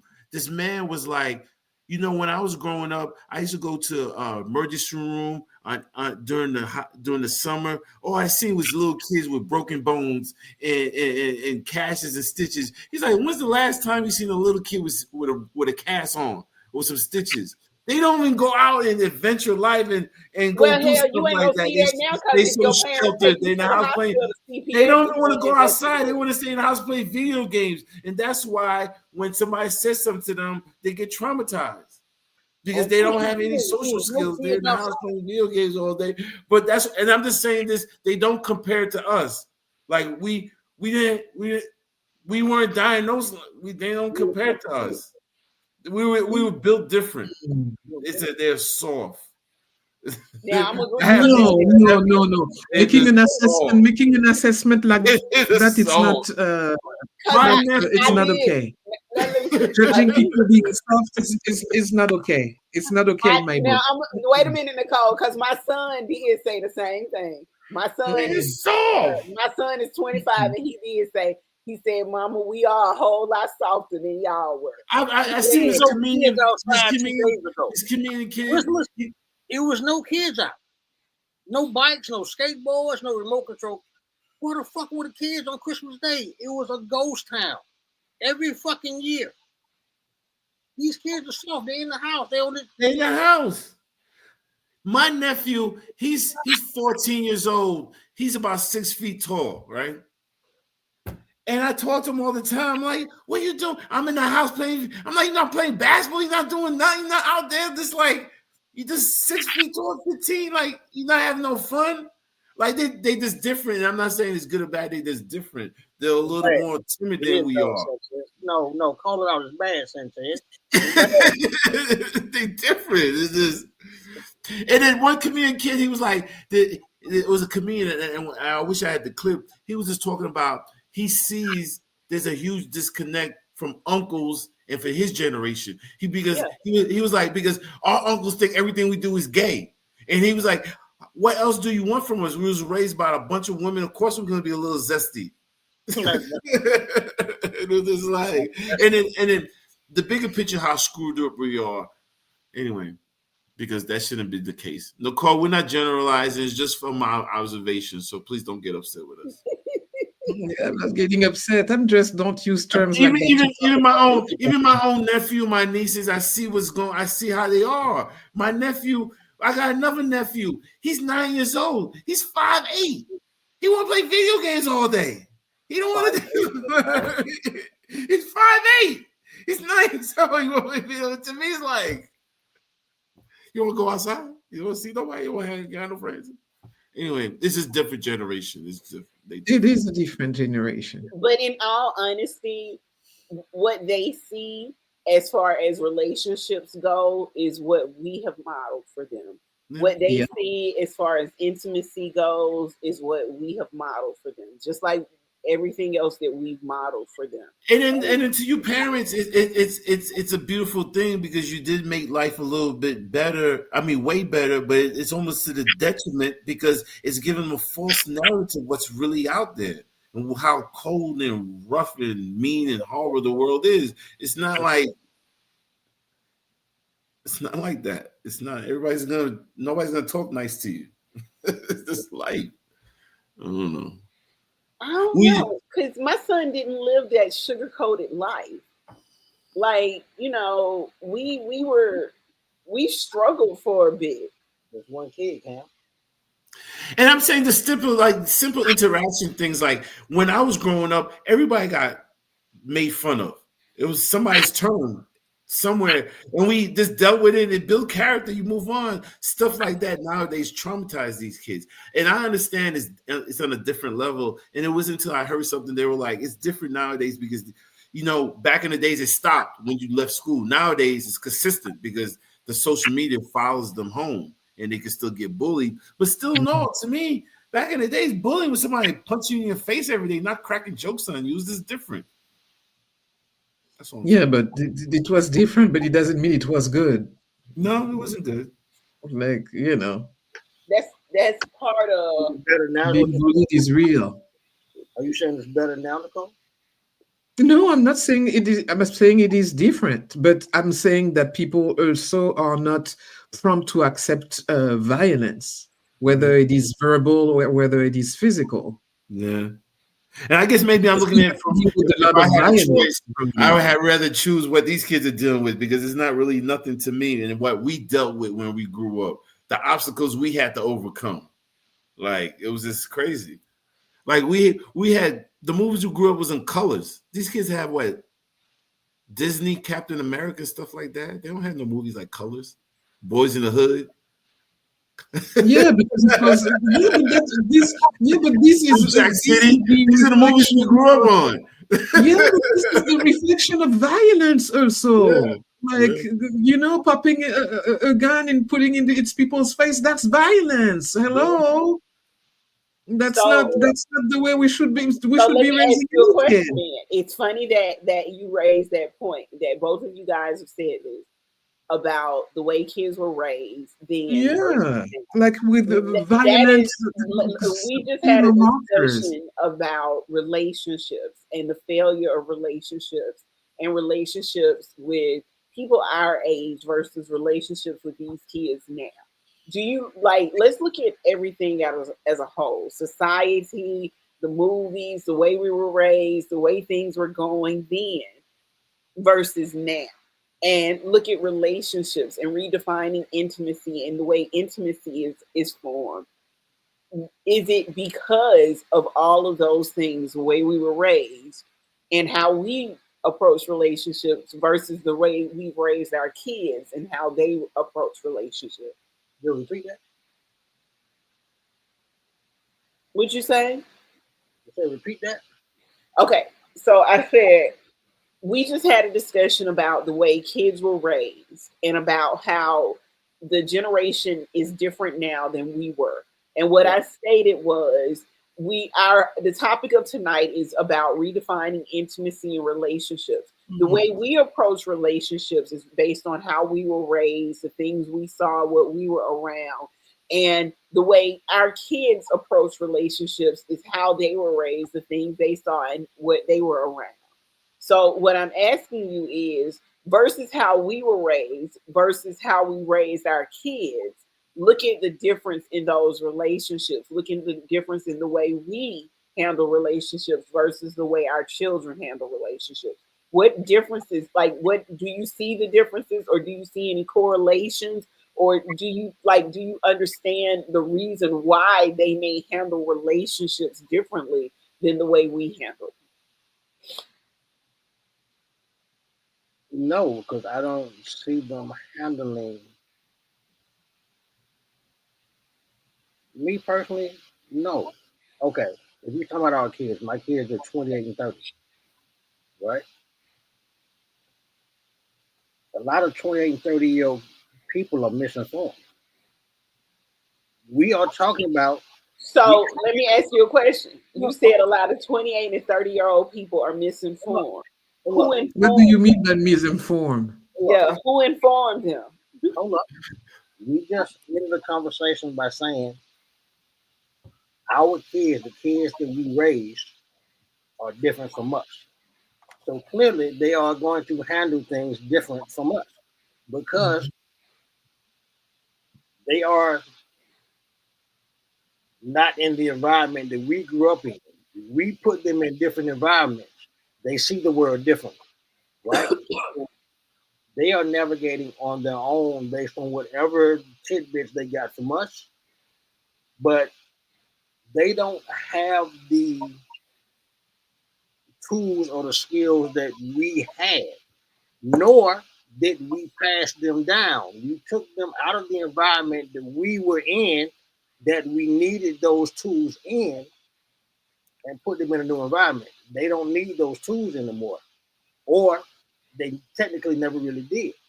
They were in a new environment. They're figuring out their own shit. They didn't. We didn't raise our kids the way we were raised. So the relationships that we the way we approach relationships is because of how we were raised. So Absolutely. technically it's our fault on how Yeah, our children approach relationships. yeah. I'm gonna put Mm. that on us. Yeah, I'll put that on us because we didn't give them the skills. There was no need because they were no longer in the same environment that we grew up in. We didn't give them the skills because we didn't have them. Hello. Not even that. Hello. We Listen, didn't have them. Our parents didn't provide them for us. We didn't Yeah. have them. We couldn't give something that we didn't get. And I think, and to answer that question, I think we just passed on the same issues we had. It's just a different variation. We Hello. Yeah, did. we, That's what we I was. just passed, we That's passed on the all same If I'm issues. getting at is the Yeah. fact that we if it's we lived in the hood and then we moved out the hood, it was We no. actually we actually might have gave them a worse situation because we when we were did. growing up, We did. the way the marriage rate percentage was a lot higher. I We're think giving them we harmed our 40% now. I think we harmed our kids because that environment helped us survive. We At took least when we growing up, it to a better situation. There was no need for them to have the survival skills we had. We yeah. was not teaching that.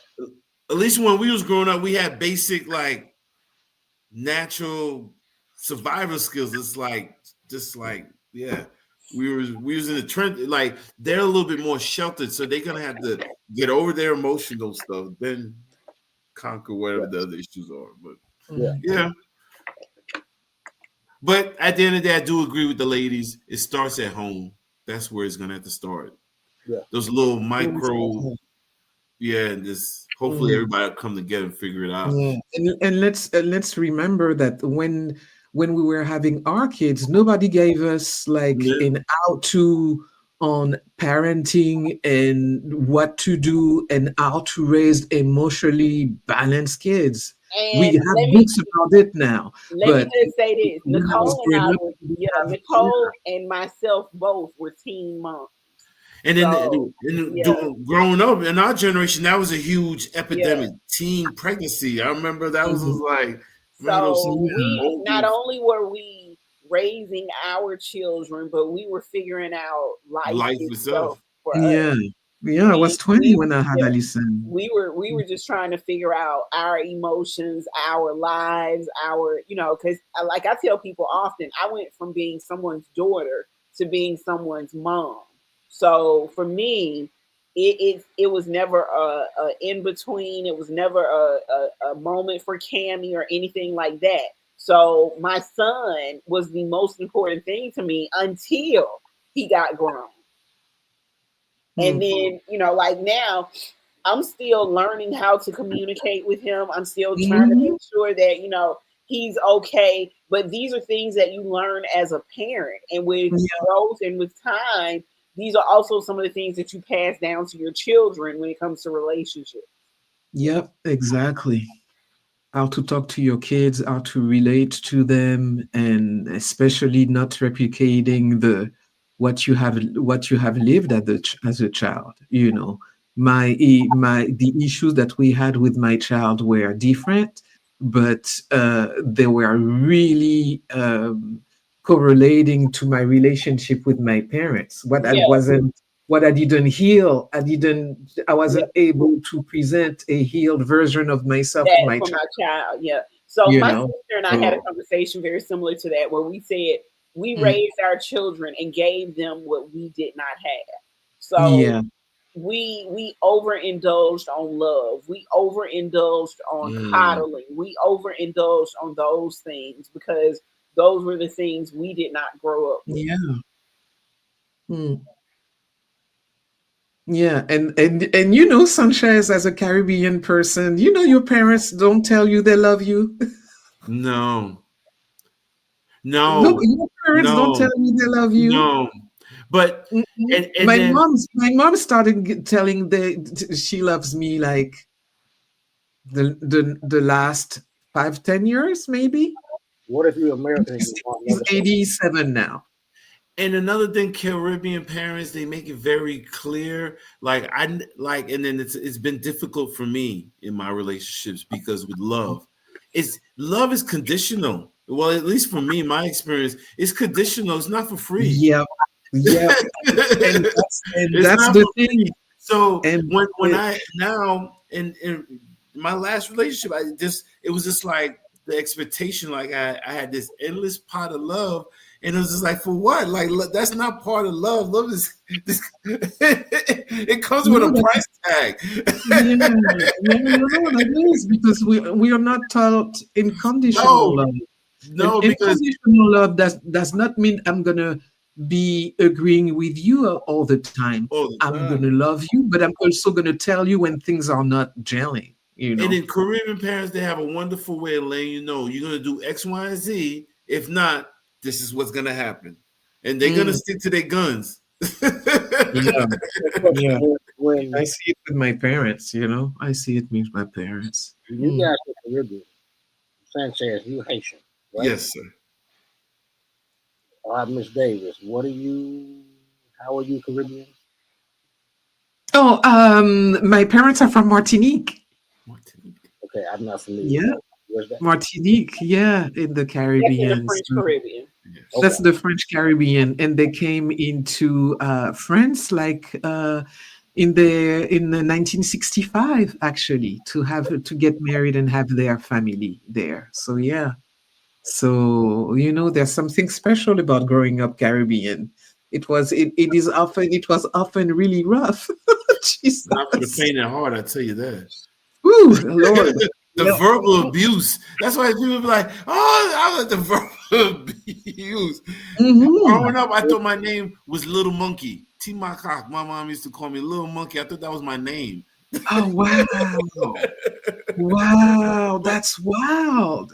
I'm not But at the Caribbean at same all, but I time, I know wouldn't it. trade it for nothing in the world because the commitment has also been a hindrance because I've never been able to find a woman to commit to me to that. It's unwavering, even though it was conditional. Yeah, but that's the thing that you need to heal. Yeah. That's the thing that you need to heal. And you'll see once you've done that work, you'll see things in a whole new perspective, and you will feel freer. How you know I haven't Really. done that work already, Nicole? Hmm? How you know I haven't done that work already? In the way you talk. Sound like, I'm not saying that you're not doing it, it sounds but like hate. So there's still a few steps that you need to, What yeah. if I feel like I've done enough and anything more than this, I won't be me? Listen, the thing that I've understood those past years is that in order for me to really live the life that I want to live, I have to be an eternal student. Yep. Mm. I Forever have to learning, forever become an growing. eternal student so I can understand myself better, so I can understand the world around me, so I can understand my kid better.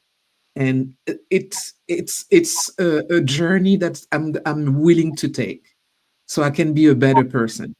Because as soon as you stop learning, you become stagnant. You And stop growing. I don't want that for my brain, not for my spirit. Yeah. That's the thing that I promised myself to keep pushing. Really? Nicole, man, ask how old you I'm 58. are? Okay, here you go. I have Yeah. a question for you guys. And this is interesting. Camis, you're having the evil laugh. Oh. Do you think we're too focused on monogamy as a way to achieve intimacy? Where that come from? Was one of her questions. Oh, is it? Yeah. Yeah. Monogamy is, I've come to realize, it's between the two people that's necessary. In this world that we're living in, that's something case by case. As far as what you define it, because it's important to me. Monogamy is definitely because I don't want to share my other person. Yeah, I understand that. I'm with Yeah, you on that. Yeah, Monogamy is I'm not. real. I'm at that age. I'm too old to be yeah, sharing, and I'm not Mhm. interested in sharing. no, Yeah. So I don't want to share myself. I feel like I'm to the yeah, point like I don't want to yeah. share Like my. I feel we I don't too want to share. old If to I had be. somebody, I wouldn't want to share myself I with. agree. Yeah, Yeah, Mm. like Because at some point, and don't plus you if get you tired of just spreading yourself around? Like at some point, don't you say, but it is already a lot of work to be committed to just one person, like having two, yeah, three, like like I'm not no. like with one person. I got to remember everything about you. I got to do all of this stuff. There is no way that I'm gonna be able to do that and be You the sound best that lazy, I can man. be. You sound lazy. Shut the fuck up. It was. So, Dewan, do we have some play here? Dewan, like, Oh, I want to know The one said because his girlfriend was sitting right there listening, so he better be careful on what he say. Okay. I am not a player, Nicole. No, I do not have the time, patience, or energy. yeah, no, it just working Well, for on some one folks, relationship is for enough some work people, already. but I've seen some people out there, and that's why you have to be clear as far as what the relationship looks like for the both of you. Because some people, that Atlanta's. I have not lived anywhere else where I've seen where the marriage thing doesn't really matter. Mm. On both sides, the women play just as hard as the men do.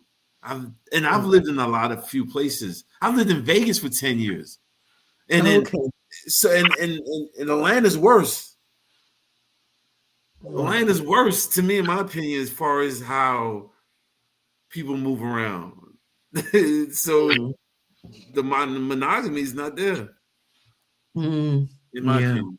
But plus, like it But is when you're with just one person and you're doing your best to make it and to go together. There's some good stuff coming out of that. But I wouldn't want to be running the streets like with all the diseases these days. Oh hell no. like Mm-mm. people have to be honest though. It's like no I one agree. wants to be I honest. agree. Because No if if you're gonna be play What around, you you say? better let I can't people hear you. know. You got to speak up. What did you say? no one wants to be honest. Mm. Yeah. That's what I said. No one That's an wants. interesting statement, Dewan. And another thing Yeah, too, I learned yeah, here in Atlanta, and what is very unique to me, married people let each other cheat in peace. I've noticed that. What the Married fuck? people, yeah, married, because I got homeboys, I got friends. The way they move is like, how could you move like that? And where's your wife? Oh, she's moving the same way. So y'all just letting each other cheat in peace because there ain't no way in hell. Yeah, This but is Yeah, but crazy. that's let not me say this. healthy though. Let me say this. Okay, so check this out. We talked about two things tonight. We talked about the marriage rate, and we talked about why people got married. But what we did not talk about was why the marriage rate is the way it is, and why people are no longer staying married. So people. a lot of what you're describing right now would be why the marriage rate stayed the way it did in those days. Like my grandfather cheated in peace. My grandmother had boyfriends. So, but Oh they were Lord. married to each other. Like, yeah, Mm. my uncle, it's some question whether or not my uncle is my granddad's child. And my grandmama and my granddaddy got 13 kids. So, yeah. So, but my granddaddy, I just found out my granddaddy had kids down the street. That's not uncommon. Oh Lord. Like it's really Yeah. not. It's like that's not uncommon. Yeah, If you that wasn't uncommon back then. if That you wasn't that yeah, that's just how they move.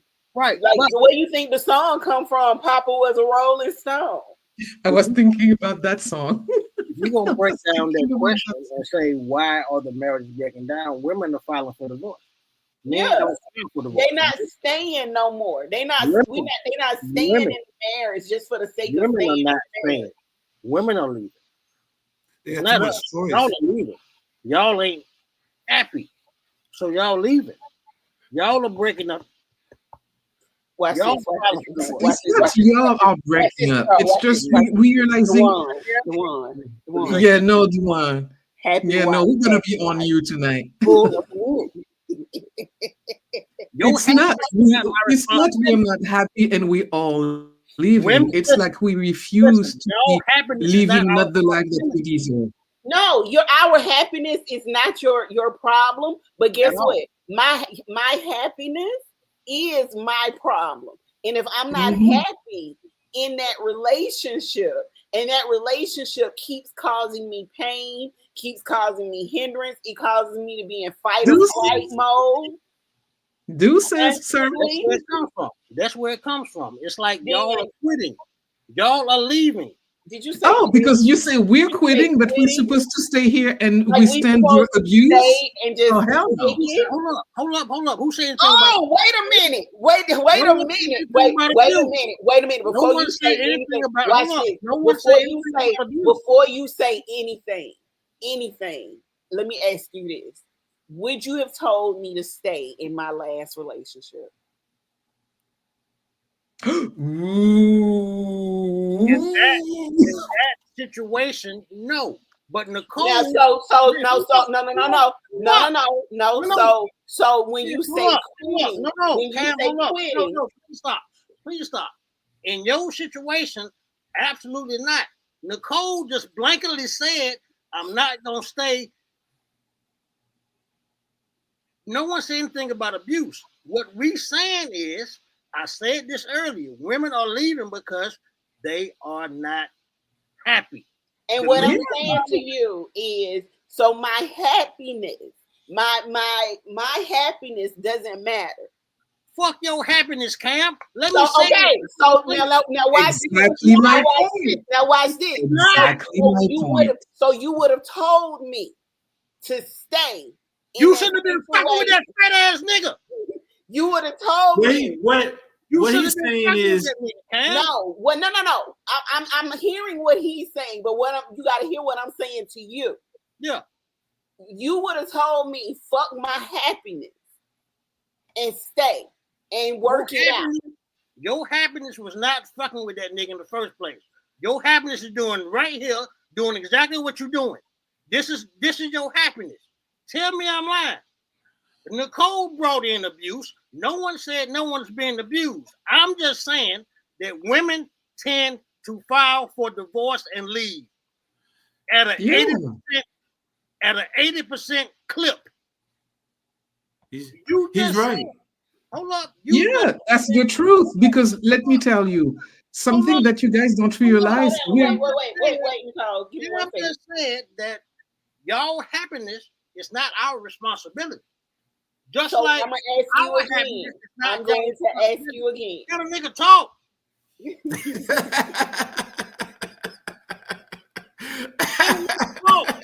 just talk. Go ahead. Finish what you got to say. I don't like the fact that Nicole said we ain't gonna stay doing y'all abuse. No one said you was being abused, Nicole. Mm-hmm. Y'all just want to stay happy. That's not our responsibility. Everyone's happiness is their own responsibility. Y'all are leaving for your own personal reasons. That goes back to what I was saying earlier. Y'all want to do what the fuck y'all want to do. Y'all now have choices, as Nicole said. So y'all are free to move how y'all want to move. That's not our and you seems to be pretty pissed off about it. Nicole, wait. I'm never pissed off. Hold on. Sanchez, they just weaponized me being animated and me bringing a point. I haven't weaponized nothing. I got a question now, right? I got a question for you. No, first of all, they won't let a nigga speak. They've been dominating the conversation. As soon as I challenge their happiness, you must be really pissed about it. No, Dewan, I got a question for you. I got a question for you. You stay with questions. Now, I hear. Let me start this out by saying this. I hear what you are saying. Okay, I heard you. I listened to you.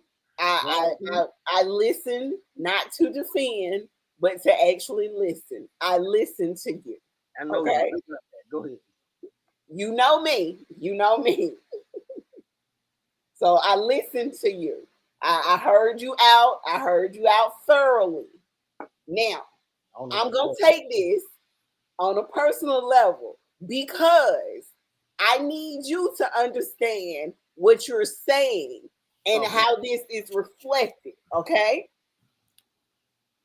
Now, when I asked you earlier, would you have told me the same thing? You said no. No, it would not have. Okay, but my question to you is, in this situation where I chose my happiness versus staying in a situation that kept me in fight or flight mode, that kept me hindered, that kept me, pouring love out to a person that wasn't pouring it back to me. You're talking about So the situation that wasn't. Hold on, wait, can I finish? Was that me quitting on that You relationship? shouldn't have been in the situation in the first place, Cam. We talked about this. Stop playing victim. I'm not playing victim. I'm not a victim in this situation at all. I'm asking you because we talked about that I shouldn't have been in the situation. You know that you should not have been fucking with that dude. So now you saying, based on the last situation that you know, No, I'm asking you based on what your statement was that you just made. It's skewed because you know that you weren't supposed to be fucking with that nigga. That nigga proved to you and the world that he meant you no good. So how are you gonna use this nigga as a template? I'm not using it. Meant you no good. None. You weren't even supposed to share you weren't supposed to seek no kind of happiness in that situation. And you sought happiness in that situation. So here you go again, trying to validate the bullshit. No. You had no. Yes or no? Did you have any business fucking with that nigga? We live right now.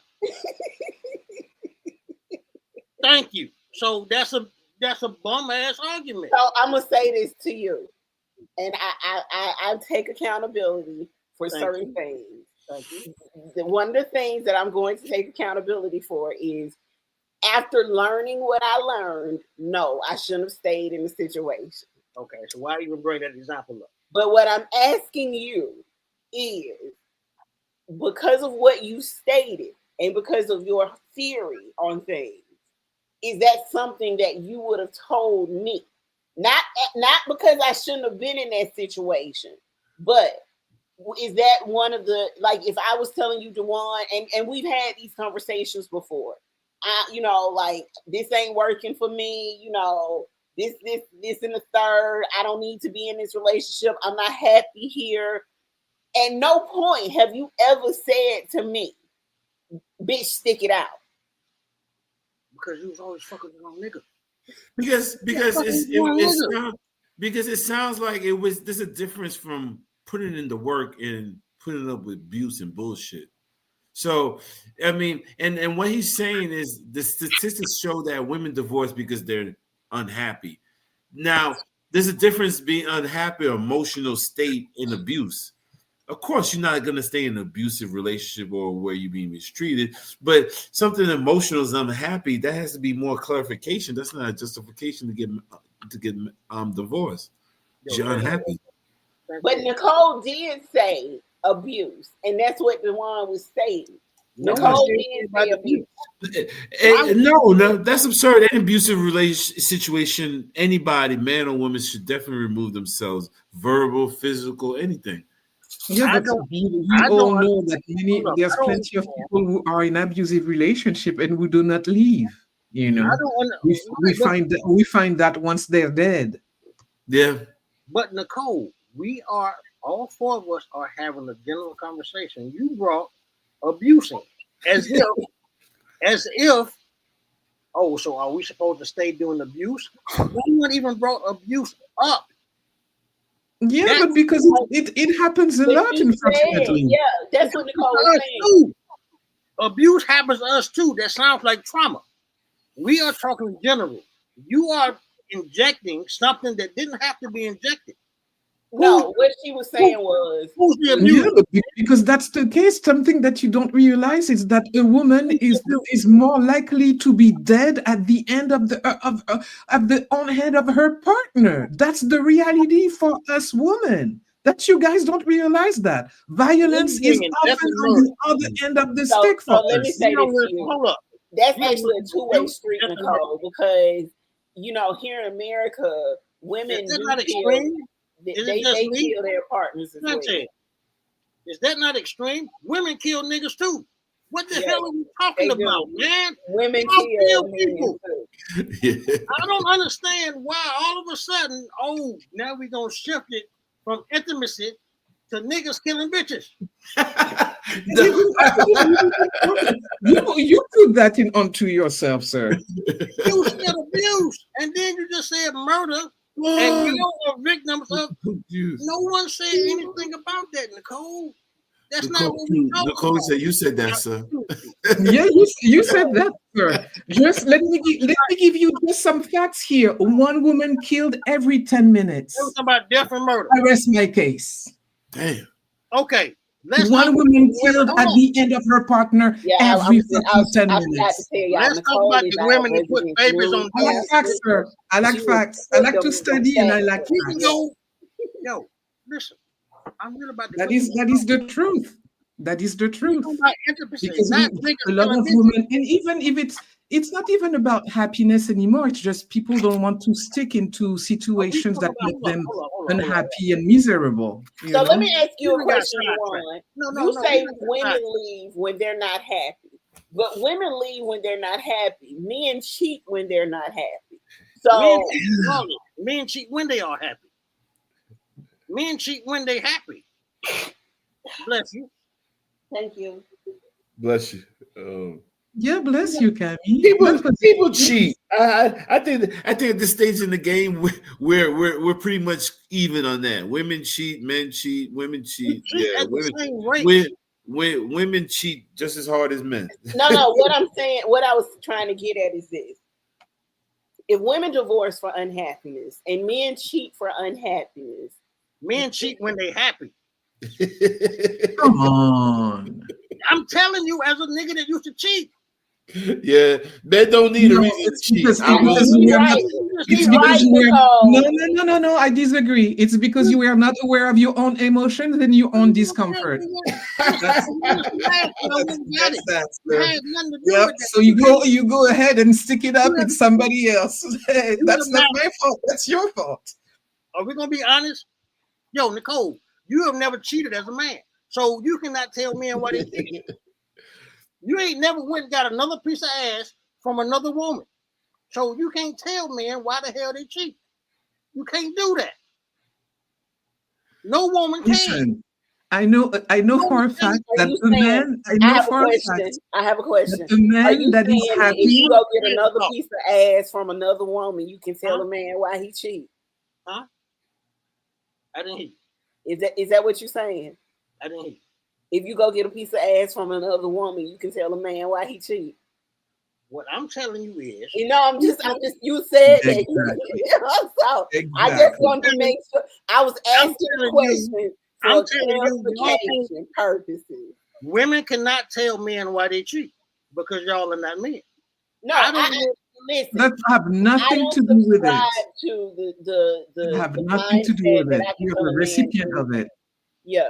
But what I'm asking you is, and I'm going to go back to my original statement, and what I was trying to get at is you were saying that you put a lot of blame on women for when it comes to unhappiness. That's what I'm hearing a lot. No. Let me finish the statement. I didn't put any blame. That's not what he said, Kami. He was saying that women get divorced for the sole reason they're unhappy. I think that was and that's what I was going at. So when I was saying that is what I'm saying in this situation is, and let me finish my statement all the way out, and don't say men just cheat. Just hear me out, okay? Good. If women get divorced when they're unhappy, and men cheat when they're unhappy, or as you state, men cheat, period. Doesn't that lead a lot to the unhappiness of the woman in the marriage? No, it does not. It leads to the fact that women do not understand how men are wired. Point blank, period. So I got a question. Men have never been monogamous. Check the Bible. Men have never. No. Let's say something. You never been monogamous. That's you. Man, I just asked the question about polygamy. I just asked the question about polygamy. Men choose to be monogamous. Women want niggas to be monogamous, and that's not how we are wired. That's Mm-mm. not. That's not our That's DNA. not how you're not wired. You Not all men is like you. Thank speak you, for sir. yourself. Please speak for No, yourself. because I know men who are monogamous, so I Yeah. know what I'm talking about. The one you kind of lost me on that one. When I get married, I'm definitely gonna be. I'm not gonna cheat I on my wife. understand what that man is saying. What I'm saying is, Yeah. men have never ever been monogamous. It's not in our nature. That is not true. That is not How true you gonna because you're not tell a me my nature, representative of Nicole? all men. How you gonna tell me my nature, Nicole? You are not a Yeah, man. because you're not a representative of all men. Can I I'm not finish when I'm talking about women. I'm not talking about all women. Can we go back to my original statement so I can get it out, please? Okay. Can we please be honest tonight? Otherwise, All right. So my question was, does that not lend to the unhappiness of the woman in the marriage? what leads to the unhappiness of the woman is women not understanding who men are. So let me ask you a question. So I'm supposed to be okay with my man cheating on me? Your grandmother was, because you just said that you realized that she had. Wow! Wow! When Wow! have men ever been monogamous? Wow! Oh, I thought it was Men. no chance, but it was. It's in the Wow. Bible. No, sir, we're talking about you here. That's you. You never been monogamous. That's your problem. But don't put that on all men. Because let me tell you something. Because I am very lucky to have great friendships with great men. And something that I know for a fact is that a dude who is feeling good in his mind, in his life, and who is ready to stick it up with his woman will do what he has to do and will keep his thing into his pants. Because a good thing about a man who is truly in his masculine You is cannot speak for a self-control. nigga with a dick, Nicole. Let me ask you a question, Dewan. You cannot Wait, speak for a wait. nigga with a penis. Dewan, define what cheating is. Cheating is anything that go against whatever couple that. If you have a couple, you guys define what cheating is. You guys can have an open relationship. You guys. No, if you have an open relationship where your partner knows exactly what's going on, that's something else. Cheating But is if that's not the case, cheating is different for everybody. no, cheating is cheating. That's sticking your dick in somebody else. That's what that I is. agree with his statement. Cheating is depends on what defined in the relationship. And that's okay. So what I want is I don't want, and yes, to attribute both of you, you are absolutely right, because when dealing with relationships and couples, you have to outline what that looks like for you. Yeah. Because one partner may think kissing is cheating and the other one may not. So. And some people might think cheating is if I find out. If I don't find out, you don't find out, it's not cheating. I see people interact like that. You find out or not. It's a question of being moral or not. The reason I'm asking you to define what cheating is because, and give me a general answer, and I'm not talking about in a specific relationship. What do you see? Any type of dishonesty that goes against the relationship, right? Women cheat at the same clip that men cheat at, but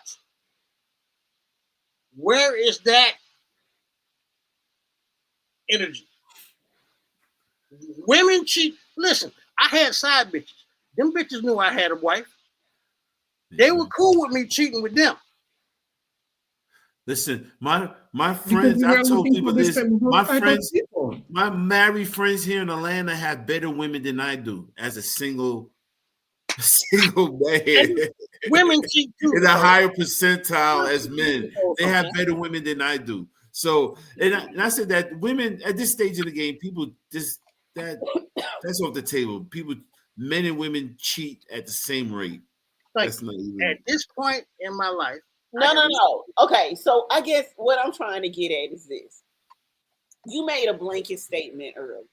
And you made a statement, yes. You made a statement about women fleeing the relationship due to being unhappy. That's facts. That's not blanket. That's facts. So what I was trying to get at is what leads to the unhappiness in the relationship. And Women. the Never reason hear niggas say, Pam, you never hear niggas say we unhappy. We stick it out. We keep going. Women, why is there a phrase "happy wife, happy life"? There's so not let a me happy say this. phrase. Let me say this. Happiness, So listen, that goes to mindset. That goes to the things that we will put up with, the boundaries that we have, all of that. I think that's sort of attributes to all of that. I think a person's personal happiness also, if the relationship isn't blending, what? You keep saying a person. We listen. Men don't consider our happiness in these relationships. We don't. You just said a person's happiness. Maybe you don't, but I don't think that's the rest of the men. Did you say men don't consider their happiness in a relationship? Yeah. Because when you see somebody else, you're thinking about their own happiness right there. I think he was talking about men do appreciate the happiness, but I think we value peace. We want peace for who? Peace for you or peace for her? I think men value that we're being appreciated. The efforts are valued. That we're not doing it in vain. We don't men. I don't process happiness like that. It's more, is it giving me peace, or is this person appreciate the efforts that I'm putting forth? Women do base things on, am I happy? And I'm fine with that, because I understand women are emotional creatures, so they do base things on those kind of emotions. But he was just saying, as far as men, we don't always process things. Oh, I'm happy, I'm unhappy, because that's not the world we live in. That in our era, we don't look at, oh, am I happy? Could I make this work? Could I handle this? Can I maintain this? Is this thing working for me? Is this support? So we process it like that. We don't look at, oh, is this, when I come home, is she quiet? Is it peaceful? Does I said I'm fucked up. I said I'm fucked up, Sanchez. Appreciate you, brother. So I think that's how he's kind of looking at. That's what he's trying to express. But then and I will concur. Men, we value. We're not looking to feel happy. We looking to feel valued and appreciated for the effort. Everybody in a relationship is looking to feel valued, is looking to feel appreciated, is looking to feel. But we're not talking about everybody. We're talking about what men and women need. And that's what I'm saying to you. Women need. There are general things that both parties need, but the separation in the process, in the thought process, is different. It's because the nature of the natural role playing of who we are. We don't come in. We're looking to provide, to be a man. Yeah, and part of it is correction. And then back to, I was saying, a lot of times with this boss and strong, there's no room for that compromise and correction, and you're not allowing a true man to be in his full man energy, so there is some truth to that, and that thing is good for women to understand how we process things, so you can understand we're less emotional, we're less like, we don't look at it like we're humans, but we're not as emotional as far as listen. Look at our face. Look at both of our face. Listen, womp. If it was up to women, Kamala Harris would have been the next president of the United States, and thank God she's not, because she would have ruined even more, put us down a pitfall, a rabbit hole. Wow, this is wow what you're saying. That's how I feel about it. Because now where I say it is important to heal. Yeah, so that's how I feel about it. In my opinion, and my stance on that has nothing to do with my healing and where I'm at. Oh, yes, it does. Yes, it does, sir. Because that's the way you women are women as a whole.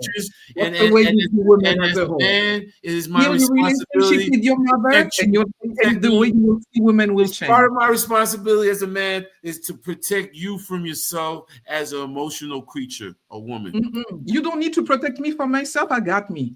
But what you need to do is you heal the relationship with your mom. Once you do that, Every woman will different to you. Me and my mom have one of the best From relationships. another Caribbean person. And I think that was an unnecessary stab. It was kind of below the belt No, because but that is the truth. That is you made the a truth. quick That is assumption. the truth. You made a That quick is the assumption. truth. I'm a with no Caribbean facts. woman. You know I'm You going to made say a it quick like it assumption is. with no facts that I did not have a good relationship with my mother. The way And you that's the talk, furthest the from the way truth. you talk, the And way that's you talk, the way Believe it you or talk. not, Nicole. And it all goes shows, and it also shows to the room you have in your development to make so quick assumptions with little to no facts. So we both have room to grow, right? It's Nicole? everything that you said. Everything in your discourse. Everything I said, but none of it was an assumption from a conversation of tonight. It was all stuff that I know, and you base a very strong statement on assumptions that you from somebody you don't know from a This hole. is what I say. It is important. Just heal, like I did for myself, for my parents and my mom. And this is the problem with this generation because they go to 2 therapy sessions and they think that they know the world. Oh no, I've been in therapy every week for the past 2 years. I've been in therapy every week. There's another problem with women, Dewan. They know what I'm talking about. 1 or 2 little things and then they know everything. Excuse me, please stop generalizing women, both of you. Yeah, all. exactly. That's what I'm talking about. I've We- been in therapy I've every had week for the past 2 conversations years. with both of you all outside of You still need this. some and therapy, Nicole. we both know that Right. everybody is different. We all know that. We all know that. Everybody is different. Every relationship is different. Every person is different. Every situation is different. So we're not going to generalize anybody. We're not going to talk about what people should do. Or nor should people make general ass-minded statements about people's relationship with their mothers when they have no facts. We're going to keep it. What about an orphan? Yes. Like, what about an orphan, Nicole? I'm sorry? Respect. I said, what if I was an orphan? You don't know the relationship between me and my mother. I didn't hear what you say. He was saying, what if he was an What if orphan? I was an orphan? You do not know the relationship between me and my mother. How dare you, from way across the pond, tell me what my relationship is with my mom? It's because the way that you're interacting with me. And this is somebody who's so highly vibrating at a higher level. Okay, listen. Okay, what we are doing. I'm going to say something. The interaction of a wounded man with a woman is telling. That's all that I have to say. Everybody. You've been in therapy, Nicole. You're not a therapist.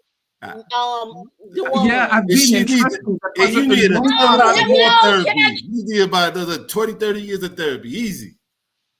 Yeah, you're not a therapist. Not at all. Not at all. And that's the practice medicine. You went. Okay, so listen, I just muted everybody's microphone and I did it on purpose. I did it because what we're not going to do is we're not going to pick. We are not going to go personal. We're not going to do any of that. We are all adults. We are all over the age of 40. We all are on our own healing and processing journey. We all have various types of relationships with our parents, with our friends, with our family. This conversation is what it is, just a conversation. And I would like to get back to the facts and not jumping on each other, because this is a very good indication of what happens when us as people try to have conversations with each other about relationships, about politics, about religion, about any of those things. And one of the things about the Dear Black Woman platform is we have no judgment across the board, regardless of anyone's beliefs or lifestyle or choices. We are open, we are authentic, and we're showing up as ourselves. Nobody knows anyone who is on this call personally. I am going to issue apologies across the board on everyone's behalf for the things that are being said. And when you unmute your phone, I'm hoping that, your video, I'm hoping that we can get back to a general conversation. And I will start that with another question. And this is crazy because, hey, we're sitting here arguing now, and I think I know the answer to the question is, do you feel like Black men and women trust each other when it comes to intimacy? And if not, where do you think the disconnect is? So with that being said, I'm going to unmute everyone's screen and let's talk about that. Thank you. So my question was, do you think Black men and Black women trust each other when it comes to intimacy? And if you don't, where do you think the disconnect comes from? I can tell you where I think the disconnect comes from. I think tonight was a very good example of the disconnect. I think the disconnect comes from communication. I think that we are still triggered by certain words from each other. I think we still pass judgment on each other. And I think that we don't, to a certain degree, I don't care how old we are, know how to communicate with each other in a healthy way.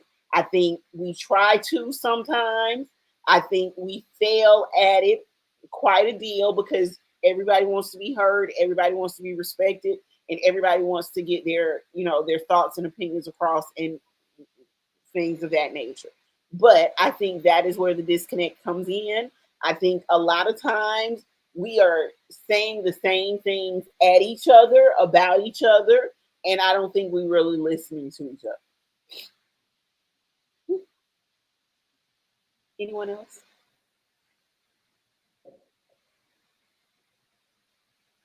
Dewan? What are you asking me? I said, do Black men and women trust each other when it comes to intimacy? And if they do not, where does the disconnect come from? Absolutely not. I can't hear you. No, there's a disconnect because there's no trust. Women don't trust men because, And for good reason. Why do you think Black women don't trust Black men? trauma. Okay. Do you think it's trauma that Black men have inflicted on Black women, or do you think it's trauma that has been carried through generations? Some is learned trauma. Some is experienced trauma. Not all. Listen, Black men are not the enemy of Black women. We never have been. Mm-mm. The disconnect, once again, comes from Black women not understanding who Black men are. So go ahead. If you have an older woman who says she's healed, who you have two Black men I hate you. living in America on the panel I hate you. telling you what their experience with Black Dewan. your question. Dewan. Didn't I just And just to follow up what he was saying, oh what he was saying is that this is part of the problem. And I've had this conversation with other Black women, and I don't know if you watch the Boondocks, Uncle Ruckus. Uncle Ruckus, he can't stand Black people. And the more interaction I have with Black women in particular, the more I feel like Uncle Ruckus. Black women, and it's partially everything that they've been dealing with, but we're at a point we can't blame, slavery and all these things, because every race across this world has been in slavery and bondage. We had to get ourselves and we had to heal ourselves, number one. But to me right now, it's so impossible because the Black woman is at such a critical state. The lack of disrespect the Black women have for the Black man, the lack of and the bold assumption of their know-how. You go to therapy once or twice, then you go to therapy because you're supposed to be a heightened, evolved person and handle things on a different level. And the first time you make an unjustified statement about somebody's relationship with their mother, but I'm to believe you're the one is Sanchez. and you're The supposed to one communicate. That's just We're not exactly just my point. You know what they say about Not being anything. opinions That's are like just everybody assholes. knows. exactly Everybody to got an my opinion. point. This Everybody is got an opinion. exactly what They're I was supposed to be saying. they're supposed to be This is so what enlightened here. exactly what I was saying. Okay, I'm gonna try this one more time. One more time. One more time. For me. One more time. We're going to be adults. Okay? We are not going to do this. We are having a conversation, and we were having such a beautiful conversation, and it switched so quickly and so fast. And that is part of the problem with us as a people. That is part of the problem. All I am asking for us to do is to get back on track and to let go of the last situation, and let's refocus and go back to being adults in this, taking our personal opinions and personal animosities right now out of it, and answering questions and speaking logically and looking for ways to heal and help and not hinder and argue and do things like that. Like, yo, you guys, we've been on here for 2.5 hours, and this is probably one of the longest podcasts that we've done. And I was gonna let us go until things got until we came to some kind of real resolution. But if we are at that point where we're going to be continuously fighting and we can't let go of certain things, then I'm going to have to say it's probably best for us to end the night. But if we can act as adults and speak rationally and logically and let go of the last situation that just occurred and move forward with real conversation, I would like to continue this banter and this conversation where we are. But if we cannot, I completely and totally understand where every person is. And I am more than happy to end the conversation at this point. However, I think that there are 4 reasonable, very intelligent, and logical adults on this phone call. I think that we can have a very reasonable, intelligent, and healthy conversation without the banter, without the back and forth, without everything. I issued apologies across the board on everyone's behalf. I'm going to do that again, and say, let's let it go and let's move on. My question to each of you was, do you think Black men and women have trust issues when it comes to intimacy? And where's the disconnect? Clearly, we do. Clearly, we are showing that right now in this very moment. And I'm asking where the disconnect is. I'm asking where is the issue? And I need you to take your personal self out of it. I need you not to dwell on how you're feeling right now in this moment. Yes, your feelings are valid. Yes, you are allowed to have your feels. I'm not denying that. But what I'm saying is, let's look at it in a general sense and in a general statement, not just something personal towards another person. Just, do you think, where's the disconnect? Where's the general disconnect? Don't come in hot bashing Black women, because that ain't what we gonna do. Just because that's where you at right now. Take a deep breath, let it go, and let's, move forward if we can, possibly. If not, I'm okay with saying goodbye. Love you all. Okay. Now, with that being said, I just want to say this was my first podcast. I really enjoyed it up to 30 minutes ago or less. Um, I enjoyed it. Was good dialogue. It was constructive. Um, but one thing that did make sense, you got to love yourself. And I love myself, and I'm going to bow out. Kami, you have a good night. okay. Duane, it was nice talking to you. It was a pleasure. Take it easy. All right. I want to follow that up by saying, Tammy, I cannot accept your apology because you did not make that statement. I can't hear you. I cannot hear you. I want to follow up by saying, I cannot accept your apologies. You actually made two of them. I cannot accept either one because you did not make the statement. I'm also going to bow out. Um, I wish you ladies a very wonderful evening. Okay. Thank you. Thank you all.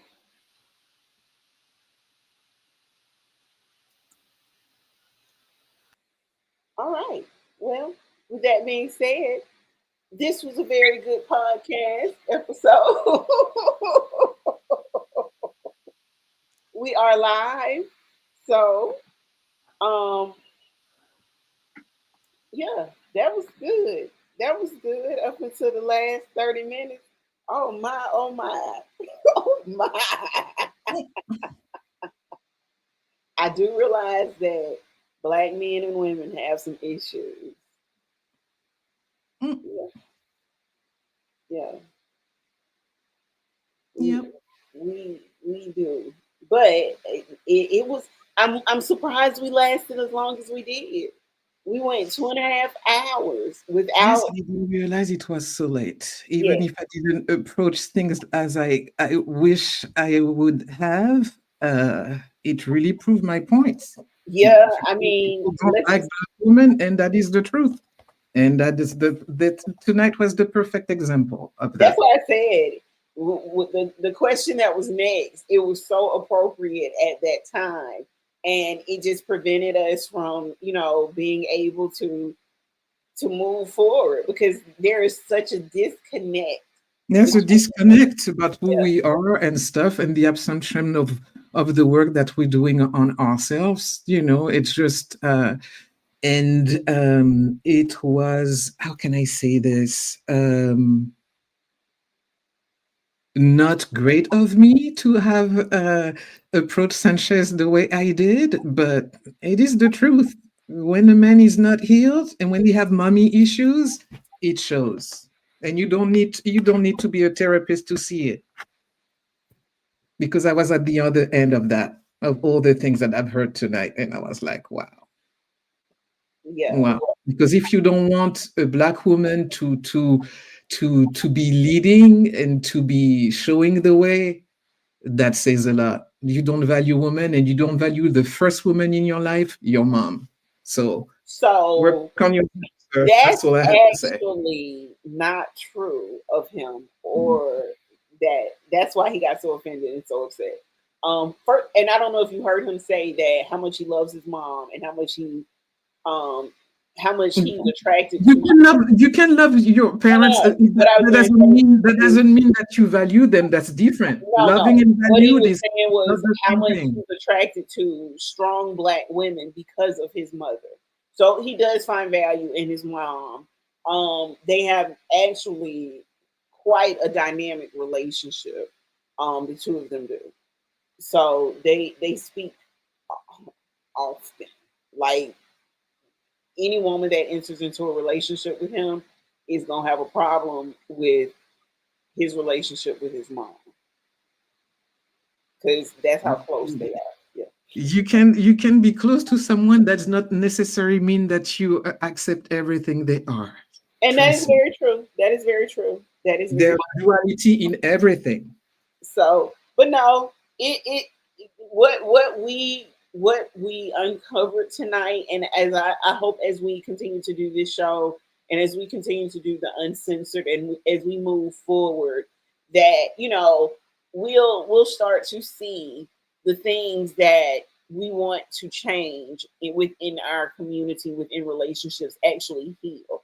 And again, the purpose of us, just getting on and talking to each other and figuring out ways that we can, and it's the same way, like I stated, not just with men and women, but with women and black women as well. Finding ways to communicate with each other, finding ways to be healthy, finding ways to be whole, and finding ways to be in relationship with each other in a balanced way for both parties. And intimacy, again, is not a sexual based thing. Intimacy happens between friends. It happens between lovers. It happens between coworkers. And how you define intimacy is totally up to you, or the situation that you're in. So one of the things that I want to take away from tonight is how we look at being intimate with each other, how we look at being vulnerable with each other, how we come across when we talk to each other. We need to remember that healthy communication looks like active listening. It looks like speaking in words of affirmation. It looks like speaking and being your true and authentic self. So speaking your truth. So you have to learn how to communicate with others. You have to learn how to receive communication. You got to learn how to tell someone how to communicate with you. Those are all things we have to learn when it comes to dealing with intimacy. And when it comes to breaking myths and building connections with one another, we really have to learn to look at things from various perspectives, see things without judgmental eyes, and see things from everyone's standpoint. So, you guys, this has been a really, I'm going to say, a great episode of, excuse me, of Dear Black Woman Uncensored. Thank you to both Sanchez and Dewan for agreeing to be on the show, regardless of how things went at the end.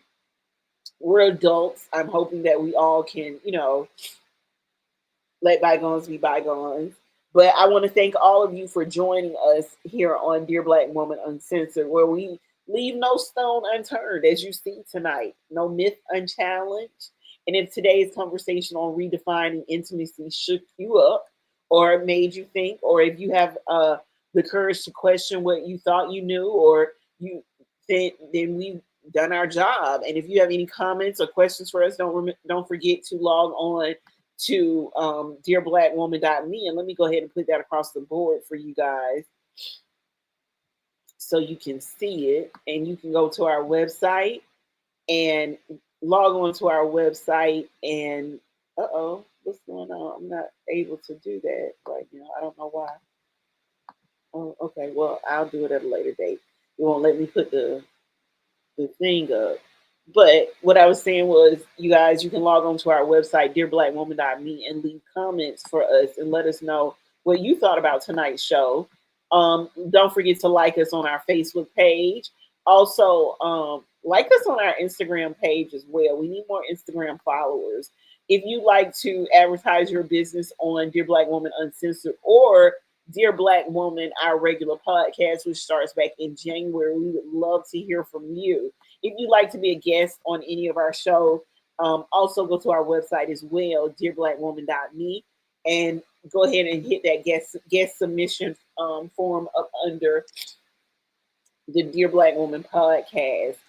Keep these conversations raw, keep the connections real, and remember, true intimacy starts when you're ready to get honest, first with yourself, then with others. So again, it starts with healing yourself, then going on into healing the community and healing others.